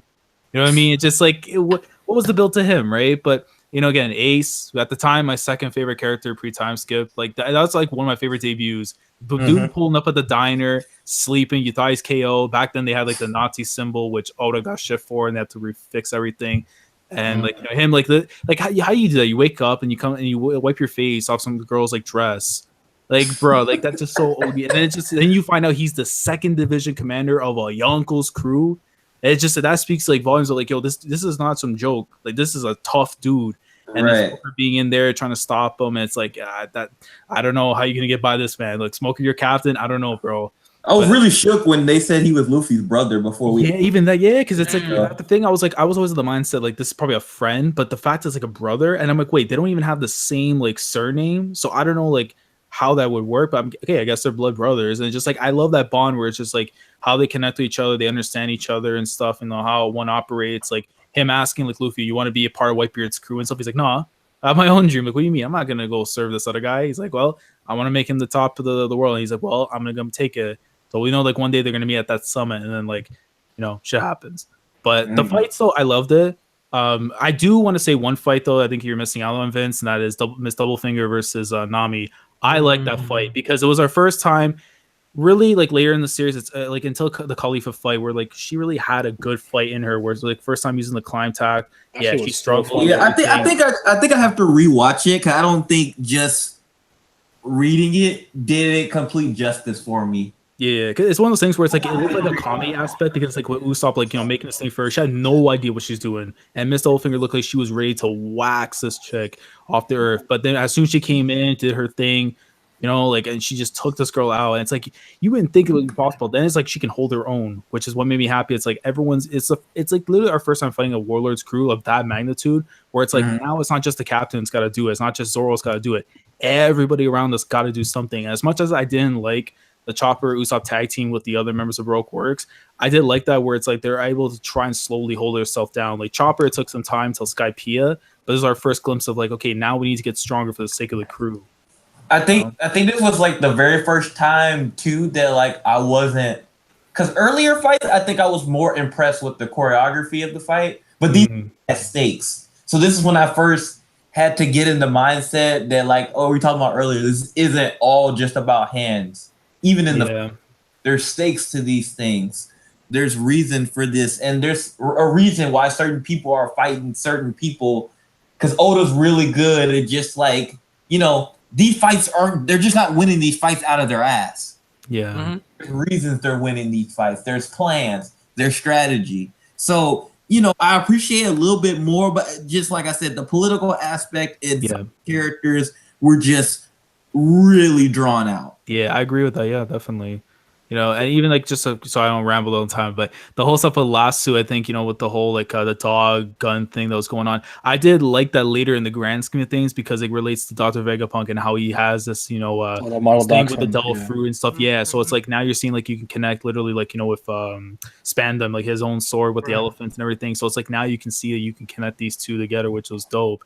And then my favorite part, I think, of it was Robin in this arc, because when we find out now she has this ability to read poneglyphs, which tell you this larger story of the One Piece world. Like I don't know, it's like when you go and see the anime, especially like how like the way there's like no usage of music or nothing, where she's like reading these things and trying to tell the stories, and she knows the truth when he's talking with King Cobra. It's just like it's one of those things where it's like, yo, you want to know more of the true story of One Piece, like what's going on like in the back in the Void Century and stuff. Like just really like that. And then obviously we'll get into the later parts, so I'll stop talking.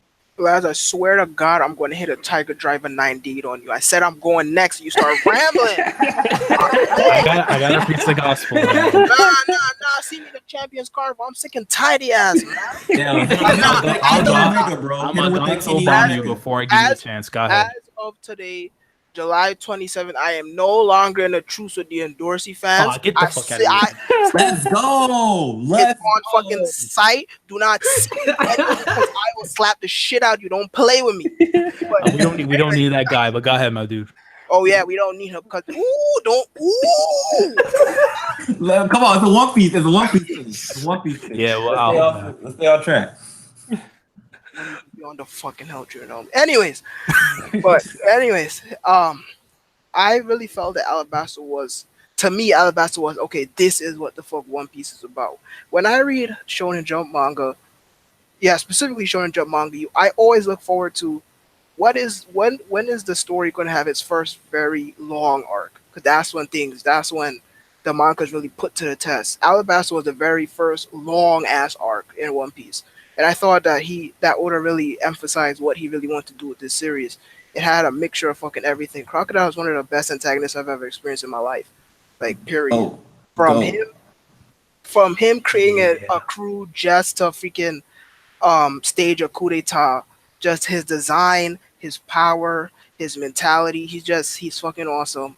His swagger. Yes. Sauce. The setting of Alabasta is really nice.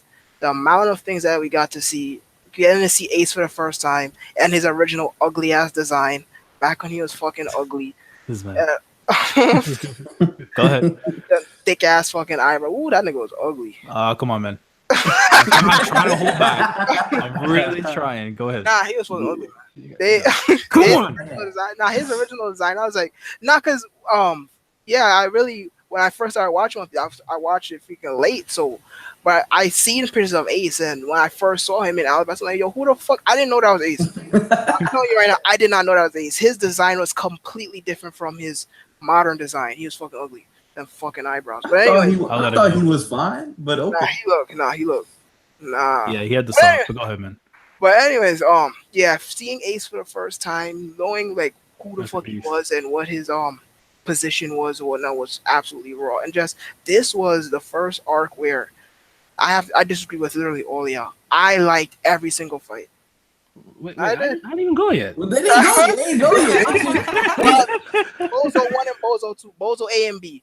Oh wow. Oh, send me, man. I'm trying to stop you from this 3 pill pop that I'm about to get. Lightning pills about to get popped. Exactly, man. I'm telling you, the guy need to go, man. Listen, your body's gonna fucking give out within like 2 minutes, so it don't matter. That's fine, but you'll be dead in 1. I'll be good. Big thanks.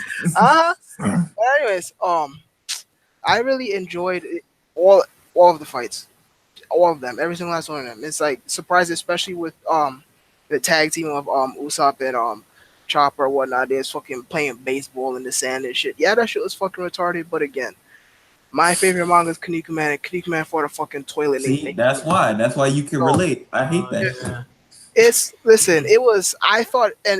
I really liked that fight because they got fucked up. Like, period. Like they got fucking washed. Take a beating. Now, I mean, his intestinal fortitude is ridiculous, but no, those two got destroyed, and the fact that it was just them four in the sand, like there was no one was going to be able to help them. Period. So it was do or die time. So even though the fight was silly, the stakes were still high, and the fact that they was getting so washed, I really enjoyed that fucking fight. But I really did.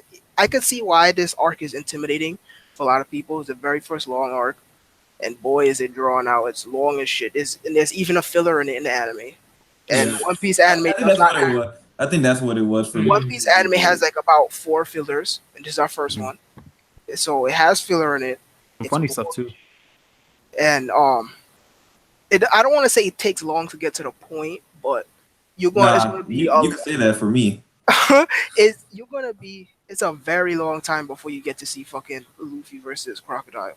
But speaking of Luffy vs. Crocodile, I really love all of their fights because it really, way before a time where freaking hockey was a thing, it really put the emphasis of not just being, again, even when a fight, it's still not just being throwing hands because Luffy had to think outside of the box. And remember, he's a fucking dickhead. So it was just absolutely raw from him using freaking water in their second fight to him using his blood, and that's the finish. But a final fight in their trilogy is absolutely gorgeous. Fucking 5 stars, melts right in. But anyways, it's just I really do enjoy this arc. There was some I can't remember the small details like the rest of y'all, sadly, because I haven't watched the series. I haven't watched the series since 4 years going now, so my memory is very. That's why I was rereading it, bro. Yeah, exactly. If I need to. If I was rewatching it, then I would be able to have the in-depth conversation with y'all. But unfortunately, I'm not. So my memory's hazy. But I really did enjoy this arc. Again, Crocodile is he's fucking god tier, man. Like even regardless if you have all of your gripes with the arc and whatnot, he's just look at Crocodile, man. Just look at him. This was the first time too, like that Oda really, really hit me because it was like. Luffy lost not once. Luffy lost twice. Yeah, the series is 2-1 in Crocodile's favor. And he got killed in both of them. It wasn't even close. It's not like, oh yeah, I almost got him that time. Like, no, he got it really, the anime really emphasized how bad he looked. Like the first time when he got impaled, I thought he was fucking dead.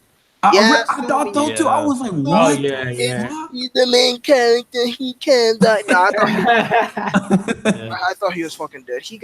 And the fact that, again, it was the fact that the fight happened by itself in isolation. I mean, there was nobody else there. It was just... Right, and he just chunked him in some sand. Exactly. That's why I thought it was just perfect writing, man. It's perfect suspense. Listen, I am completely against the argument that the MC doesn't die, that he always wins, that he's the be-all end-all, so on and so forth. Period. That's my argument. I will die on that hill. Period. I thought Luffy was dead. That first fight was god tier. Yeah. Second fight, I feel like the second fight was the weakest in the trilogy, but it was still raw when he had the fucking Luffy. Water. On his fucking back. That shit was raw. And then the final fight that is really listen, that's one of the most iconic fights in anime. Like you can't Toei. That was when Toei was fucking good. Toei animated the fuck out of that shit. I could go rewatch that. I fucking know that. So damn good, especially the Beethoven music as well for the end of the fight. Like, dun, dun, I remember watching it on I love the slow build to it, and then like Luffy doing like the whole boom as he blows up to the air before he goes in for the final punch. Like that's so good. Yeah, bro. Oh yeah, that's the classic animation. Looks so cool. Even Luffy winning that fight, that man, it took literally every ounce, like, and you don't see that too much. Like you see it in some anime, but I don't even think you see it to this level. It literally took every ounce of what Luffy had to be Crocodile. He won by the smallest of inches. All right, BMC. Who said I was done? Damn, all right. Shit. Hold on. Damn. I haven't talked for 2 whole hours. You trying to cut me off? Man, I ain't never join a damn stream again. He'll be here on Monday for Tower God. Right. He definitely will. Yep. Tiger driver for you, rolling elbow for you. Just remember that. But anyway, this Roger Strong. You better watch out. My blue were out. But this arc, you see how y'all was talking about freaking Zoro in the past 2 arcs or whatnot. Now this was my first arc where I was like, all right, Zoro's that guy. His fight against freaking Das Bones and his ability to cut through. This is when he learned. Well, this is when he was able to cut through steel. It was just, yo, this is. I said, listen, this is fucking raw. Like this, that to me cemented Zoro as the beast that he is. Like, to be able to fight somebody, like you're using blades, and to be able to fight someone who can basically turn his whole body into a blade and be able to cut him and whatnot without no special abilities, no powers, nothing like that, to be able to just cut him with your own raw physical strength, that was fucking absolutely raw. I love the fight with Miss Doublefinger and Nami. I thought she got destroyed as well, and I love Doublefinger's ability. It was just Clay against Sanji. It's all, again, I love all the fights in this fucking arc, man. It was just, it's fucking Kama Kempo. It's yeah, this arc was just, and again, it was emphasis on adventure because they had everything. They had to first get to the fucking, they had to get to the towns. They had to, and then fucking the time when Luffy got arrested and shit. I think that was the first time we've seen they debuted the sea stone cuffs, I believe. Kaidoseki? Yeah. Weep. Well. Technically, it was in Lockdown when he pinned him down the first time, I think. Oh right? yes, you're right. So yeah, but that's when I really paid attention to it. That was my first time paying attention, so that's an error on my part. But yes, it was just, I loved everything about it. The politics, Yeah. the politics weren't bad. I'm not one of the type of people who second there's politics going on that they just go to sleep. I didn't think that was bad. I didn't think it was bad. Again, Crocodile's whole point being to throw this fucking coup on this fucking island. It was just, that was absolutely raw to me. So I was invested from beginning to end. And just this arc was just fucking fire, man. I don't know.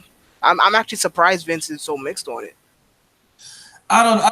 I still have that kind of weird taste in my mouth when I was younger, because I remember watching this when I was like, I don't know, 11, 12, and I was sitting through the arc like on Toonami or some shit week after week. But yeah, first impressions are important, so that makes sense. Yeah, so I think that's what it is. I think that's why I say y'all talking about it is making me like feel a lot better about it. But like the first time, I was just like, I can't get over this shit, because it was like episode after episode. I was like, I'm just trying to see Crocodile, and I'm just trying to see the crew. I don't give a fuck about you political nigga. I like, it wasn't even nothing about the politics, because even back then I cared about stuff like that. I don't know. I think it was just the little characters, like who was it later that like, you know, they were building them up, and then like what the fuck later, it's like they not important no more. So it was just like, exactly. I was like, these people are not important. I was like, I don't know why I keep seeing them. And I was like, is Crocodile gonna get this coup or not? Because like, I'm not trying to watch y'all no more. So I don't know. It could be, like you said, it was the very first long arc. And I think everything just kind of building up to that point, it just felt long. I was just like, it was like it was teasing me the entire time. It's like, it's gonna happen, it's gonna happen, it's gonna happen, it's gonna happen. It's like, it's gonna happen, or it's not gonna happen by this point. Mm-hmm. The thing is though, it's like, I actually really enjoy long arcs. Like, I really do, because again, especially for Shonen Jump manga, that's like the real testament for the manga. Like, all right, here's your spotlight. Here, we giving you the spotlight. Here's your 15 minutes of fame. Do your shit. And I always, because manga always start out at, well, Shonen Jump manga, and it always started with the little silly arcs, the little daily life arcs, and then you could finally settle into your very first serious arc. But this wasn't, the funny thing is, this isn't the first serious arc, but this is the first long arc. So it really put a testament on how Oda writes, how he plans things, his choreography, the way he structures plot. And I really enjoyed it from beginning to end. I think talking to y'all, I think I've bumped it up 2 grades from what I had it before. Because I'm not even gonna front with you. I had this hoe at a 6 the very first time. I was like, I don't fuck with this shit right now, except for Crocodile, because he raw.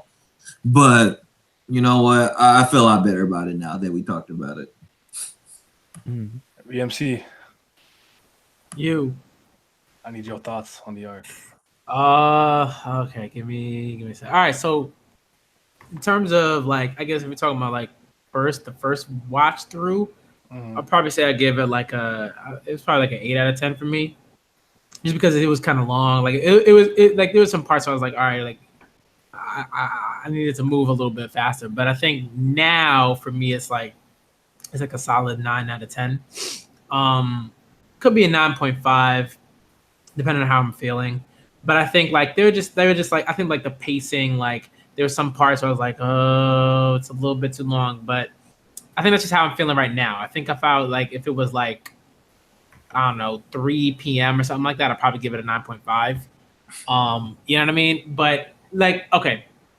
So one of the things that I think that I really loved about it, I'm like a political guy. Like I think a lot of y'all know that. So for me, anytime I see like politics that are like actually discussed and they're important to the narratives and like, you know, how the story moves forward and stuff like that and the plot, like that's always dope to me. Like, so when I see that, I'm like, all right, cool.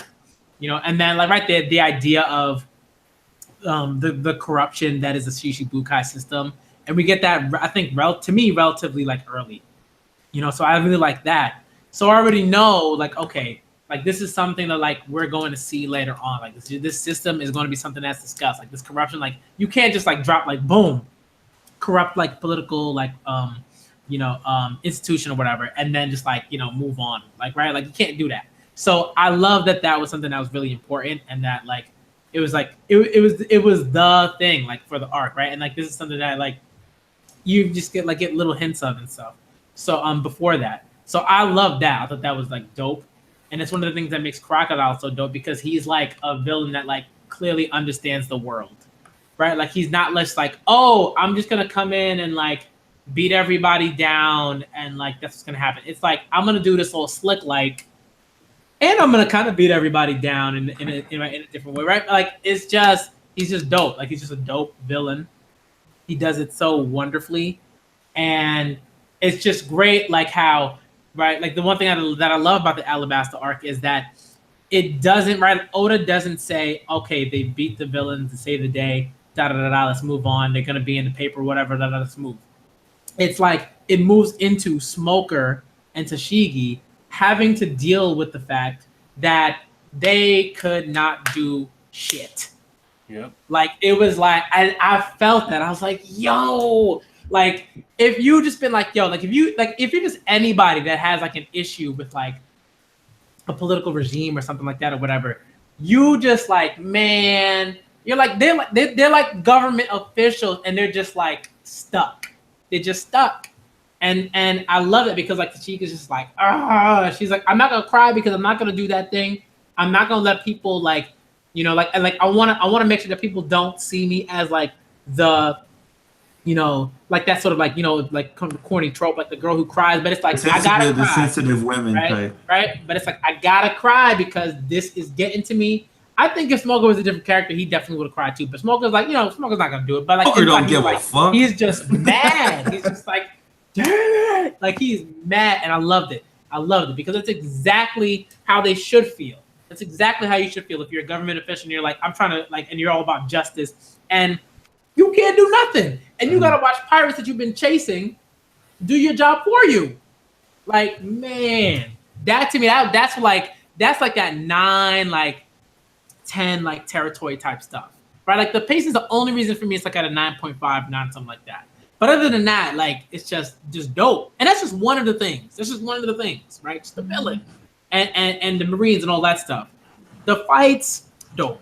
The Zoro fight, I think it's a lot of slack, but I think for me, the reason why I think it's one of the dopest fights, honestly, in like One Piece, I think, is because it does such a really cool thing. Like it's a philosophical fight. Like it's like this is like legit like growth for Zoro. Like legit growth for Zoro. It took me a while to like really look at it and come back to it and examine it. And I'm like, the idea of being able to cut nothing, right? Not cutting nothing, but being able to cut nothing. Being able to decide, okay, am I gonna am I gonna say like, okay, like here's the blade hits the leaf and like nothing happens to that leaf. Mm-hmm. And I have the ability to do that. It's not like, oh, the sword is dull and the leaf ain't get cut and, you know, just by like luck or whatever. It's like I have the ability to impart my will onto my weapon then that weapon it has the ability to do particular things like that. I was like, yo, and then the like relationship to Haki. I'm like, come on, man, that's like, yo. You know what I mean? Like to me, that was dope. That was dope because at first when I saw it, I was like, what's going on here? But then when I sat down and I like really thought about it, and and as I've seen the series sort of go on, I'm like, yo, come on. That's dope writing right there. That to me is dope writing right there because I think a lot of people are like, how is he able to catch steel? I don't understand. I'm like, Yeah, big facts. bruh. Some of y'all like it's like just think. I just saw this common samurai stuff. Like if you watch a samurai thing and one guy breaks the other guy's blade, it would be fine. So it's just like, what's the difference? Yeah, I mean, like regardless, even without any future knowledge of the series, even without knowing about fucking hockey and things like that, it's just fucking raw. Period. Don't talk to me. Yeah, I'll slap the fuck out of you. Don't talk to me. It's just fucking raw. What are you complaining for? It's just raw. Like listen. I'm not hearing nothing out of nobody's mouth. This shit is fucking right. No, like, how do you even fix your mouth to begin to talk anything about logic and you read a One Piece? I always feel like the community. I gotta leave, guys. My bad. Didn't mean to interrupt, but I gotta leave. All right, just give me. I'm gonna still watch from the stream. Oh, okay. All right, give me a score though. What's up, Josh? I'm gonna give it a 7.5.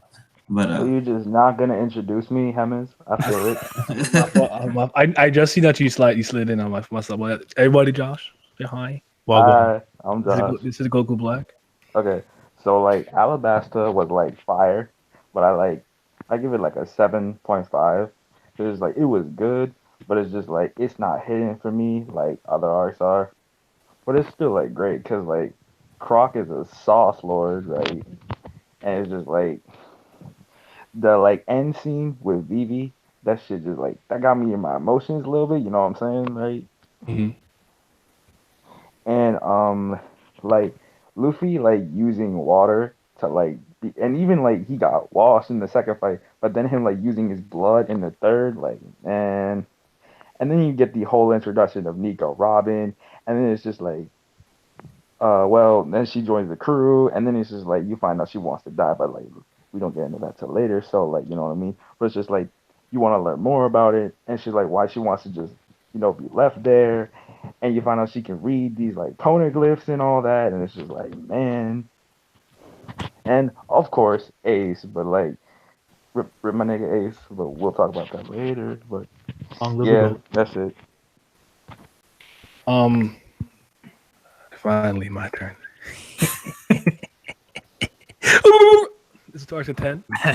Okay, Crocodile's the greatest, so that's my favorite character. You know, be my favorite character ever since he stabbed Luffy in the chest and threw that nigga in quicksand. I'm like, he lost? Like, I was like, what? I did not believe this. And like up to that point, like I like the part where Vivi and Luffy confront each other because she's trying to do it on her own, and Luffy's like, you know, we're here to help you, and he punches her, and she punches him back, and he's like, yo, we're your friend, like we're here to help you, like, you know, she's like starts to cry. This is when they're writing atop the that weird crab. I don't remember what it was called. With the weird perverted crab. I like all the desert attires look amazing to me. And a camel. Don't forget the camel. Yeah, the eyelashes. Yeah. They call them lashes, I think, too, right? Yeah, lashes. Yeah. In Rain Dinners, when Sanji comes and tricks Crocodile to go outside, and then he kicks the banana down with antimatter kick course to save Smoker and everybody from the prison cell. That shit was crazy. I love that part. Galdino too, hiding himself in the wax bubble little ball thing and surviving. And I like the part too where Luffy tells Zoro to save Smoker when they fall in the water. And he's like, why do you tell him to save him? Like, I don't know, man. My captain said, I will let you drown, but my captain told me to save you. So here you are. You lucky. And like what BMC said earlier, the whole thing with Smoker is like Confliction and Tashigi, where they couldn't do anything. They were powerless to kind of stop. They're kind of powerless against the Okai Shichibukai system in a sense. And pirates are the one that saved this town, not them, you know? Mm-hmm. All that stuff was amazing to me. I just loved it. I think Zoro's best fight is against Das Bones, easily. The choreography in that fight to me is crazy, especially the part where Zoro gets frustrated. I don't know if he really like took it in when he gets frustrated. you can see it conveyed perfectly through the movement because he's just trying to slice him harder. So he's adding more spins to his attack. He's flexing harder. He's biting the sword harder, and he's just trying to cut this nigga in half with pure raw force. He's breathing hard. He's unrelenting. He's just in his face. Like that's one. Just have a minute to breathe. Like he looks up. The Zoro's already there trying to decapitate him. Like it was like I always go back. Like that fight's amazing. Yeah, and it's like. And just like so quickly, but like just like to sort of comment on your two things, like the whole thing with Tashigi and Smoker, like this is like shit that happens every day in different countries with government officials who are like at different levels, and they're trying to do things, they're trying to like involve like affect change, but like they literally can't because like they just don't have like either the means or the resources or just like the political power. They just don't. So they're sitting there every day, like, you know, saying, hey, I wish I could do this thing. I'm trying, but like, you know what I mean? And it's like that frustration it's just so real. It's just so real, you know? And like the stuff with Zoro, it's like, just like you're saying, like he cannot beat this person that's in front of him just by doing what he's been doing. Exactly. Right? Strength ain't gonna cut it. Right? It's like strength ain't gonna cut it. Quite literally. Right? Yeah. Like it's not. So he has to this is a critical moment for Zoro. Right? It's so critical. That's why like some people like right you're saying like this is like one of the top like 3, if not the top fight for him. Because like right, like you know, and maybe you could talk about like Mihawk and Zoro and like you know make that have that conversation. And I get that. I totally get that. But like this is so critical for him because he has to like figure out a different way to beat this man, to literally like use his swords, right? He has to change his style, at the core of it. He has to change his style because if he doesn't, he's gonna die. Yep. It's right. It's so transcend it's like, or death. Yeah, he's got to transcend it, and like then there's this whole thing about. Right, philosophy and how philosophy, like, and those ideas and ideologies and all those stuff help you transcend who you are at a particular moment. Like this is like profound, like it's a profound fight. That's why for me, whenever people are like, oh, this fight was like not that great or whatever, I'm like, y'all are just like I don't like to say like people are missing stuff, but like it's like you are missing, like you're just missing it. You just like it's like right over your head, your head. Mm-hmm. Honestly, like. That fight's crazy amazing, and I like it in every form. I think it's best in the manga form, but I like the anime version. I like the movie version too. It's a lot shorter in the movie version, but it's clean. Just like I think it's right after Crocodile asks for the Pluton, it cuts to them fighting, and he needs Spiral Hollow. Like it's just a clean exchange. Cause I like what too about the one in the movie is the way that he Dasball tries to kick him and he stops his legs. But it's usually in anime he kind of just hits him, but he actually slides it up in the movie. It was just like sparks. It was so fucking clean, bro. Like in the 8th movie. But like there's just like a tons of little things I liked about it. Like remember Toto from Yuba when he's digging the sand? Crocodile stands like the sandstorm in that direction, so he's just digging for water. Like I thought that was dope. The flashback when he's like a little bit, plump. and Ingram and Nefertari Cobra, they're like Koza and Vivi are fighting, and he's just hiding behind this tree, like trying to peek on the fight. Like who's this kid hitting my daughter? Like they're just there, like following around. Like this shit is there's so much to like here. Luffy fighting another Logia he couldn't beat. Obviously lost that first round. I like that Robin saved him because he's basically had interest because he's a D. Which changed. Sanji versus Miss Bond was good too. That was I like that fight too because it's like with Sanji's character, it's like what I do respect of him, kind of like how with Luffy, like he's not gonna have that in the mindset to kill people in a fight where it's like he kicked the dude's ass, but he realized like he's not that bad of a guy after all. It's just like he's just with a bad group. Mm-hmm. You know what I mean? And that comes back after when Bon Clay comes and saves these guys after by being a distraction to Hina so they can go off and do their thing. Like, and it's such a raw fight too, man. Like the kicks and everything, and him trying to hold back. He's not trying to hit a woman because part of his quirk. But then when he gets in and throws some sweet chin music, man, like he does it. Like, what is that? That's an RC call. That might be Crocodile's phone, bro.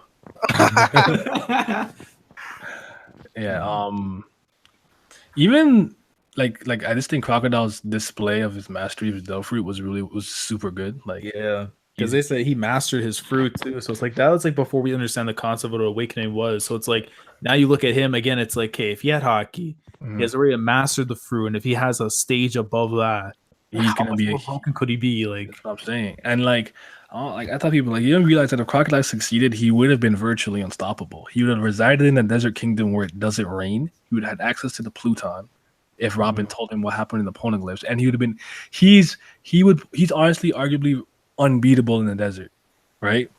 So to come to that island to try to fuck with him when he has Pluton and it doesn't rain and it's a desert country, he'd be virtually unstoppable. I'm not saying he wouldn't lose, but it'd be very hard to beat him there. yeah, Especially in the literal desert, you're not beating him. It'd basically be like how Dofi was in Dressrosa. Yeah, Like, that's because you know his how kingdom. Dofi was in control of all Dressrosa. Yeah. Yeah. And then the second round, Mizu Luffy kills me every time. When he came on Pell. Shout out to Pell, Willa P. Pell can't die. I think that nigga immortal. He got shot, he got his back cracked, blown up, and he's straight. You respect him. I gotta praise that dude too, man, because like especially like even though we look with him like the nuke and everything, like what he represented as the guardian spirit for like Vivi, and how he's saying like, if something were to happen to you, how would I feel? Right. And it's like even though it's not your kid, but you have like to me when I look at them, it's like a brother-sister relationship where it's like you're looking out for your younger sister. And if something happened to her, like, the older brother's going to catch the ass whooping. Yeah. Right? But it's not even just that. Like, he just generally care for her. He's like, serving her family was something that he is grateful for his entire life. And when when you read the first time, you think he actually died. It's like damn, like he went out and then this dude, he could tank nukes. It's we all good, man. Yeah. Oh, Bon Clay's introduction was hilarious because Vivi should have recognized him and he didn't. He's like, he just right from blowing and says, "Oh, come my way in the back," and it was like, "Yo, are you kidding me?" That was clearly him. Yeah, bro. His ability is dope as hell, bro. I really grab his faces and stuff. I miss Bon. Yeah, I need him to come back, man. Like, I He's respect just Ivankov, chilling in but 5.5. Bon Clay is that dude, bro. Like, yeah.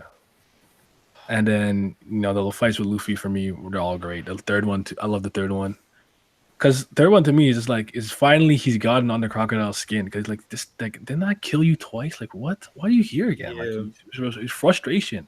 And what's funny too? Like I remember when Luffy spat like the water out and got dried up. I knew exactly what was gonna happen. Like it's gonna land on him and he's gonna hydrate himself. And it happened. I'm like I fucking saw that coming. Yeah, I called that coming. It's a dope moment, definitely, because you think it's like, okay, he should definitely be done after this, but you forget when you remember that, it's like, holy shit, like there's a chance. Yeah, and the stab wound. Remember when he like, I feel weird. He slept for like 2 seconds, got back up, and he's like, all right. Yeah. He's like, that's like a crocodile-like hole, bitch. What are you talking about, Luffy? You just punched it and went in like, I found you. Like, I can't believe that worked. He just like that looks like a crocodile-like hole, and then like that was your logic to go in that direction.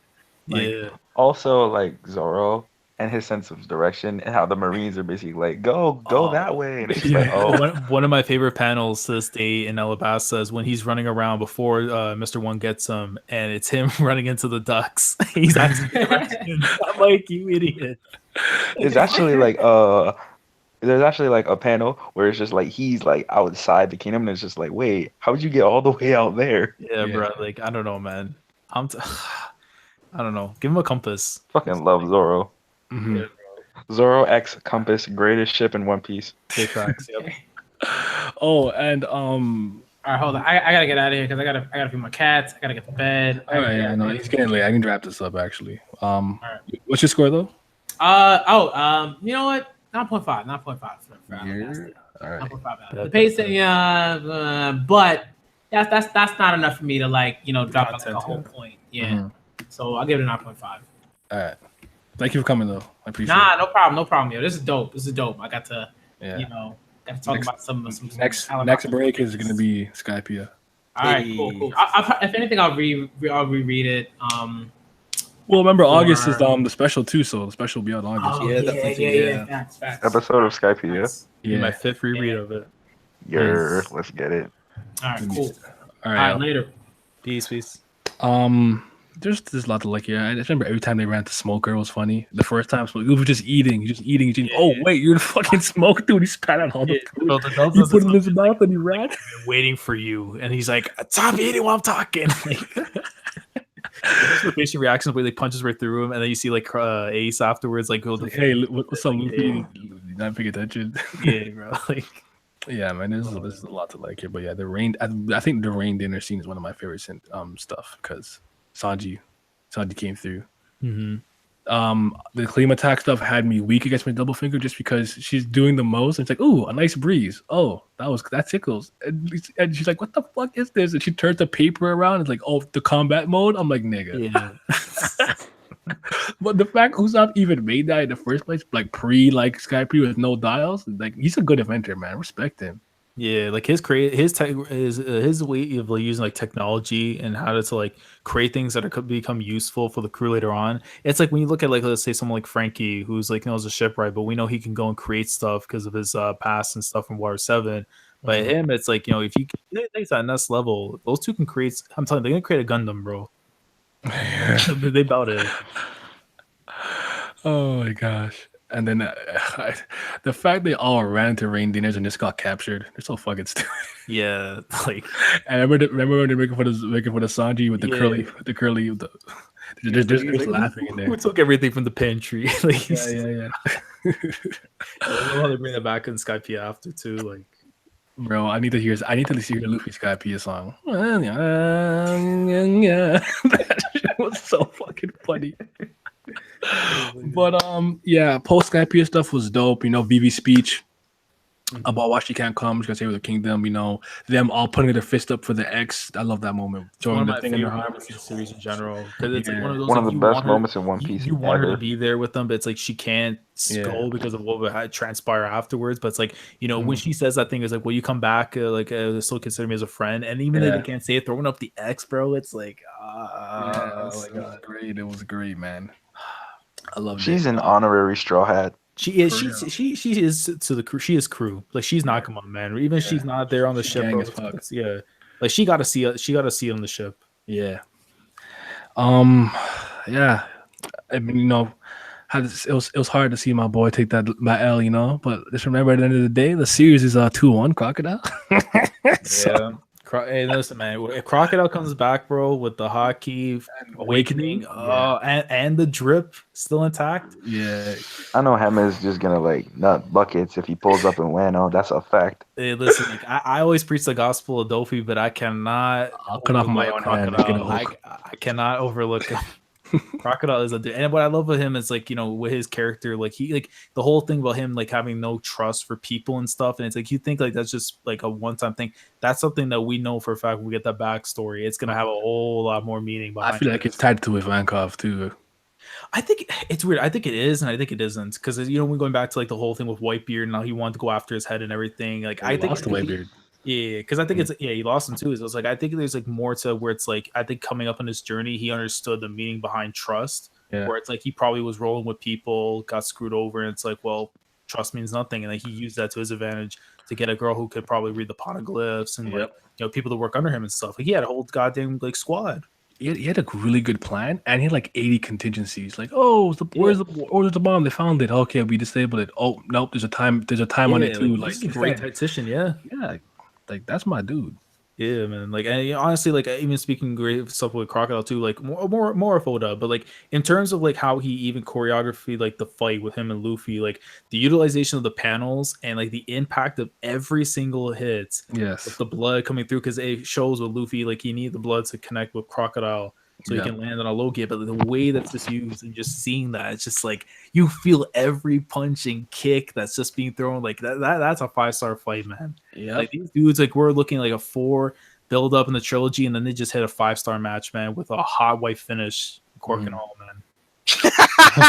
I'm just saying straight up. Hey, listen, they in the ruins of Cork and Hall, bro. Oh, wow. That's how they did it up.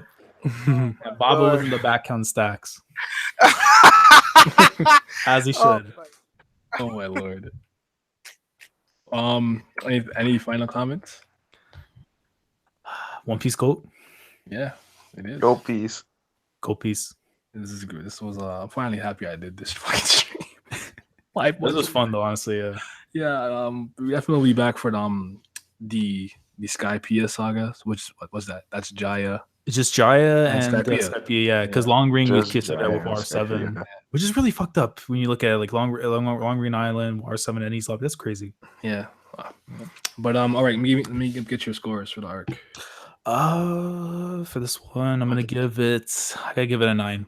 I think just the pacing really, and then like what the meaning with the like the politicians and stuff really kind of didn't sway me so much. And Koza is like he's cool, but I mean Vivi not hitting it, but in grand scheme though, everything else though was really great. Amazing villain in Crocodile. Vivi was just great. Pell held it down. He's the GOAT. Robin. Dukes. Robin. Honestly, bro, that's my favorite portion of that arc. I gotta say my favorite moment too. It's literally like this sounds really stupid, but it's one of my favorite top 5 moments of One Piece. It's when Robin joins. Oh, was like I want to join your crew, yeah. But even like a little before that, when they're all sad about Vivi, and they're all like Marimo, blah blah, and he's like Santoryu, and after it was up like that's not a diss. He's like Yontoryu. I'm like what? Like what? It's so stupid. You can't call the man 3 swords. That's not a diss. I'm like, why did he say that? I remember I was bursting of laughter the first time I saw that scene, and it just stuck with me forever. Like I always think about it, and I just laugh. Yeah, like even the dub is so stupid. It's like funny. 1 sword, 2 sword. Yeah. Like what? Come on. Did anyone talk about like when they were like trapped in with Smoker in the cage? Yeah, and, like Luffy did like the zombie impersonation. Yeah, I did. Already.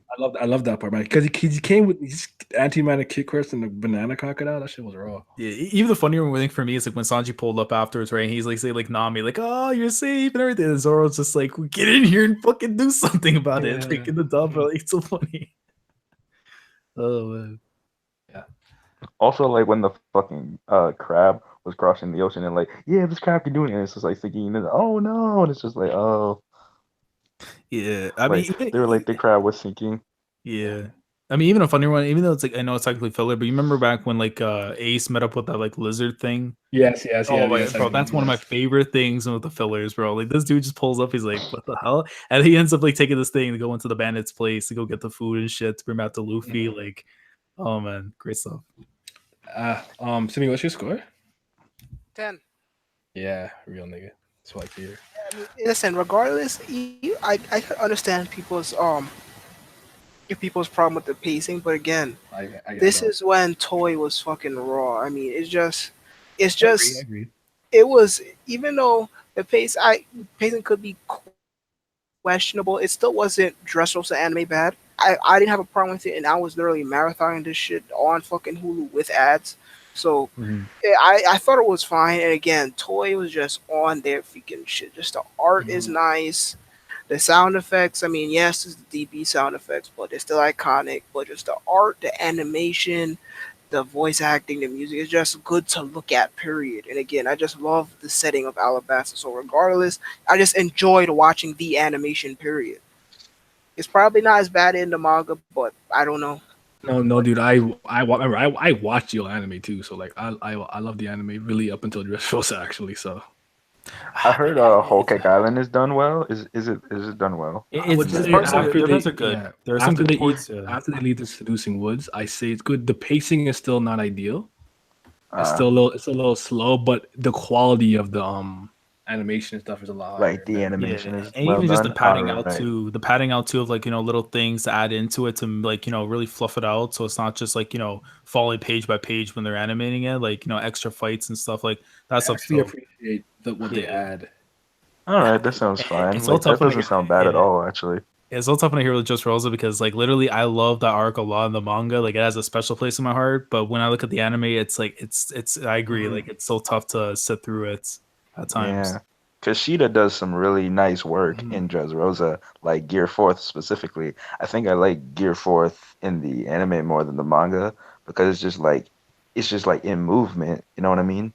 Yeah, I mean, I think it's just for me, it's mostly the utilization of the music because when you get in there, it's like the whole like Spanish feel, the dancing, like all that, and then especially like going into the flashbacks where like the really sad shit starts coming in. You hear like these new OSTs coming in. Like with Sailor Pete's girl, and then like Law's flashback and stuff. And The even lost flashback. and even underrated part in the arc Lost as well is flashback like hit the me like a Coliseum. bullet, dog. Yeah, even like the Coliseum shit, like we have like the wrestling like references and shit, like that stuff was dope. But I would have settled with a Royal Rumble more than like round robin matches, which that wasn't hidden. Yeah. The crazy thing is, like, I thought that they animated fucking Punk Hazard beautifully, and then so I was hyped for Dressrosa, and then when you get to it, it's just like, Jesus fucking Christ! Like Yeah. even like, forget the pacing, the animation was at an all-time fucking low. Yeah. Shit was just The ugly to look at. Dressrosa was actually longer than the manga in the anime. Yeah, because Funny it was enough. one of those things where it's like, unfortunately, they had like so many series that were ongoing, and it's like the thing with they animation were studios, stretched it's like, in. yeah, so it's like they didn't have like a Yeah. dedicated staff every week. It's always new people coming in, new directors and shit. Yeah, So they it's had like Sailor Moon. They consistency. was doing Sailor Moon at the same Yeah, time, and that right? shit had some good animation too, Precure as well. Yep, Like, nah, because freaking nah. Because fucking Precure gets all of their damn money. I yeah, ain't hearing that I shit. hate that fact too. Yeah, definitely. Like every time I'm looking, I'm like, yo, like I could get a clean Zoro cut. It looks mid. I see some chick like doing some fucking fairy tale like shit. Like, I'm like, bro, I don't need this, bro. Like the kid watching this, they get it. I need the Zoro cut to Like- look clean, man. But that's like, Like Toei as a studio, Toei really isn't like bad, but it's just like they're working on inconsistent. they work Toei- on so much stuff, so like they can't Toei is like literally, put their best work in all the time. Mhm. Toei is literally the Disney of anime, because they've been animating. They've been animating since freaking black and white days. They've animated black and white anime. They've Mhm. animated shit that's not even animated. They animated an entire fucking Puss in Boots movie where their logo even comes from. They've been animating for fucking ever. But it's just a fall from grace. They're nowhere near as good as they used to be. But regardless, it's like But they're when getting better. they are. They're not. Again, it dress also just a low for them, but they're not 100% bad. But it's like when I was watching Punk Hazard, it's like, yo, this shit is fucking fire, man. I thought the pacing was good, animation was fucking fantastic. It's just, I thought it was. I enjoyed the arc more than I should have, and then I was like hyped for Dress. If I remember correct, go on. Continue. If I remember correctly, didn't Ryusei Nakao Frieza, didn't he voice Caesar? If I remember correctly. He does. He does. Yeah. Ah, that's cool. I forgot that. Yeah, it's just oh my lord, there's Punk Hazard just the way it was animated and paced. I thought it was fucking raw. I thought, nah, ain't nobody telling me about that darn arc. And then Dressrosa comment is like, man, yo, when they was doing the fucking tournament, this is where I've stopped at. So I'm not fully caught up, but yeah, this is where I stopped at. Is when I'm let's see, I seen when freaking Sabo showed up, but I don't think they finished the tournament. I know Sabo already got the fucking food, but I don't think they actually like officially finished the tournament. But regardless, when they first started the tournament, the animation just at an all-time low. It's just fucking horrendous. Mhm. Pink hair bitch, she getting the spotlight. I don't care. The animation Rebecca. garbage. Man, they put a lot of focus on them titties, man. Had better animation in some fights. Like it's crazy. It's like okay, it's like when she's standing still is raw, but like when she actually fighting in the fucking in front of the crowd, I'm like, yo, this shit is nasty looking. Like, nah, it looked like them fan made animations. Like it's just freaking still sliding across the screen. Like that shit was nasty. It was, oh my lord, I did not believe they got away with that shit. But it's probably gotten better. I mean, I think they had a filler arc too right before Dressrosa was with a filler arc with Luffy and Law, and that filler arc was fucking god tier. And then freaking Dressrosa coming and just look like complete shit. But back on topic, Alabasta's fucking 10 out of 10. Toei is just they was on that high between the fucking 90s and the early 2000s. It was just fucking beautiful. It just looks. I just enjoyed watching it in motion. Period. So I didn't have a problem with none of that shit. Mm-hmm. I agree about the animation, but they're better. They're getting better now. So that's I feel like right now, currently, this is probably the best they've been in like a minute. Like Zoe, I feel like they had some good moments, but again, that arc's more like information giving than it is, to really showcase the animation. Like a long arc, it makes sense. So like you need to have like some fights in there and like movement. So like you want to save that for them, but like on a short arc, like you're just chilling. Like they just sit down, pass like a drink, talk some info. Like, yep. But all right, so after we add up all our scores for everything, the whole thing. Oh wait, did I give mine? Did you say 7.5? I swear you did. My I wrong? Yeah, for because I thought we Alabasta, were talking about like Alabasta, like as a whole, including Drum Island, the Giants, all that Oh stuff. no, I mean, if you want, you can give me your scores for each arc, but then have to do math Oh, again. okay. Well, I'll just leave it at Alabasta 7.5 and just leave it at that because it All makes it easier. All right. So in total, the Alabasta Saga is at an 8.4. Higher than East Blue? Nah, I mean I can't fucking believe that, man. Each Blue for when we did it, we got a 7.8. This is at 8.4. So Yeah, because East Blue Saga is my favorite see, part in One you Piece. fucking real for that. Because East not, Blue it's is like great. I hate to say, I really hate to say I dislike what One Piece has become because I don't. I just heavily prefer more when One Piece was pirates versus pirates, when it was Luffy coming across other crews and beating their ass and beating their captain's asses, and Mhm. when is And not when it's and not now he had and all not this now that political is stuff, just his superpowers. And stuff. It's not, again, I don't dislike it at all. I just prefer what it originally was. I'm not one of those people who's like, oh, it became so much shit once Shinsekai come. All that shit. Nah, I'm not at all. I don't dislike Shinsekai at all. I think it's fine. New World Go. And not only that, but I don't think, I think it's unfair to judge Shinsekai how strong that people are because it hasn't really gotten that chance to shine yet. I mean, it probably has now with all the arcs I haven't experienced yet, but from my standpoint, it hasn't gotten to the point where it could actually fully shine. Because speaking, when you start, you have fucking Fishman Island. Okay, fucking whatever. Punk Hazard is fucking god tier to me. I And love then it. freaking Dressrosa, I haven't finished it yet, but I could tell that Dressrosa is better in the manga format instead of the anime because the presence, it I is. mean, yeah, the setup is raw. Daffy is raw. yeah. Everybody that CP0 is there. It's raw. So it's like all this shit we got, and we got a new I ain't even, you know what, I ain't gonna try fucking finish that thought because I can't remember fucking the name of nothing. But anyways, we just got a bunch of raw shit in there. So it's, I can already tell it's raw, but just the anime is not a very good first impression of it. Mhm. Yeah. All right, let's wrap this up. Whew, we've been going for a while. Shit. All right, so thank you everyone for coming. Shout out to the chat. Did I say the score? Oh, 8.4. I don't know. Yeah. I said 4. 8.4 is what Sorry, I said that. So yeah, I guess hold on. Let me calculate. Actually, I'll do it later. I'll put it in the description. But next, back to our regular schedule. Forever. But next break for One Piece, we'll be back with the Skypiea saga. We're going through those arcs, those two.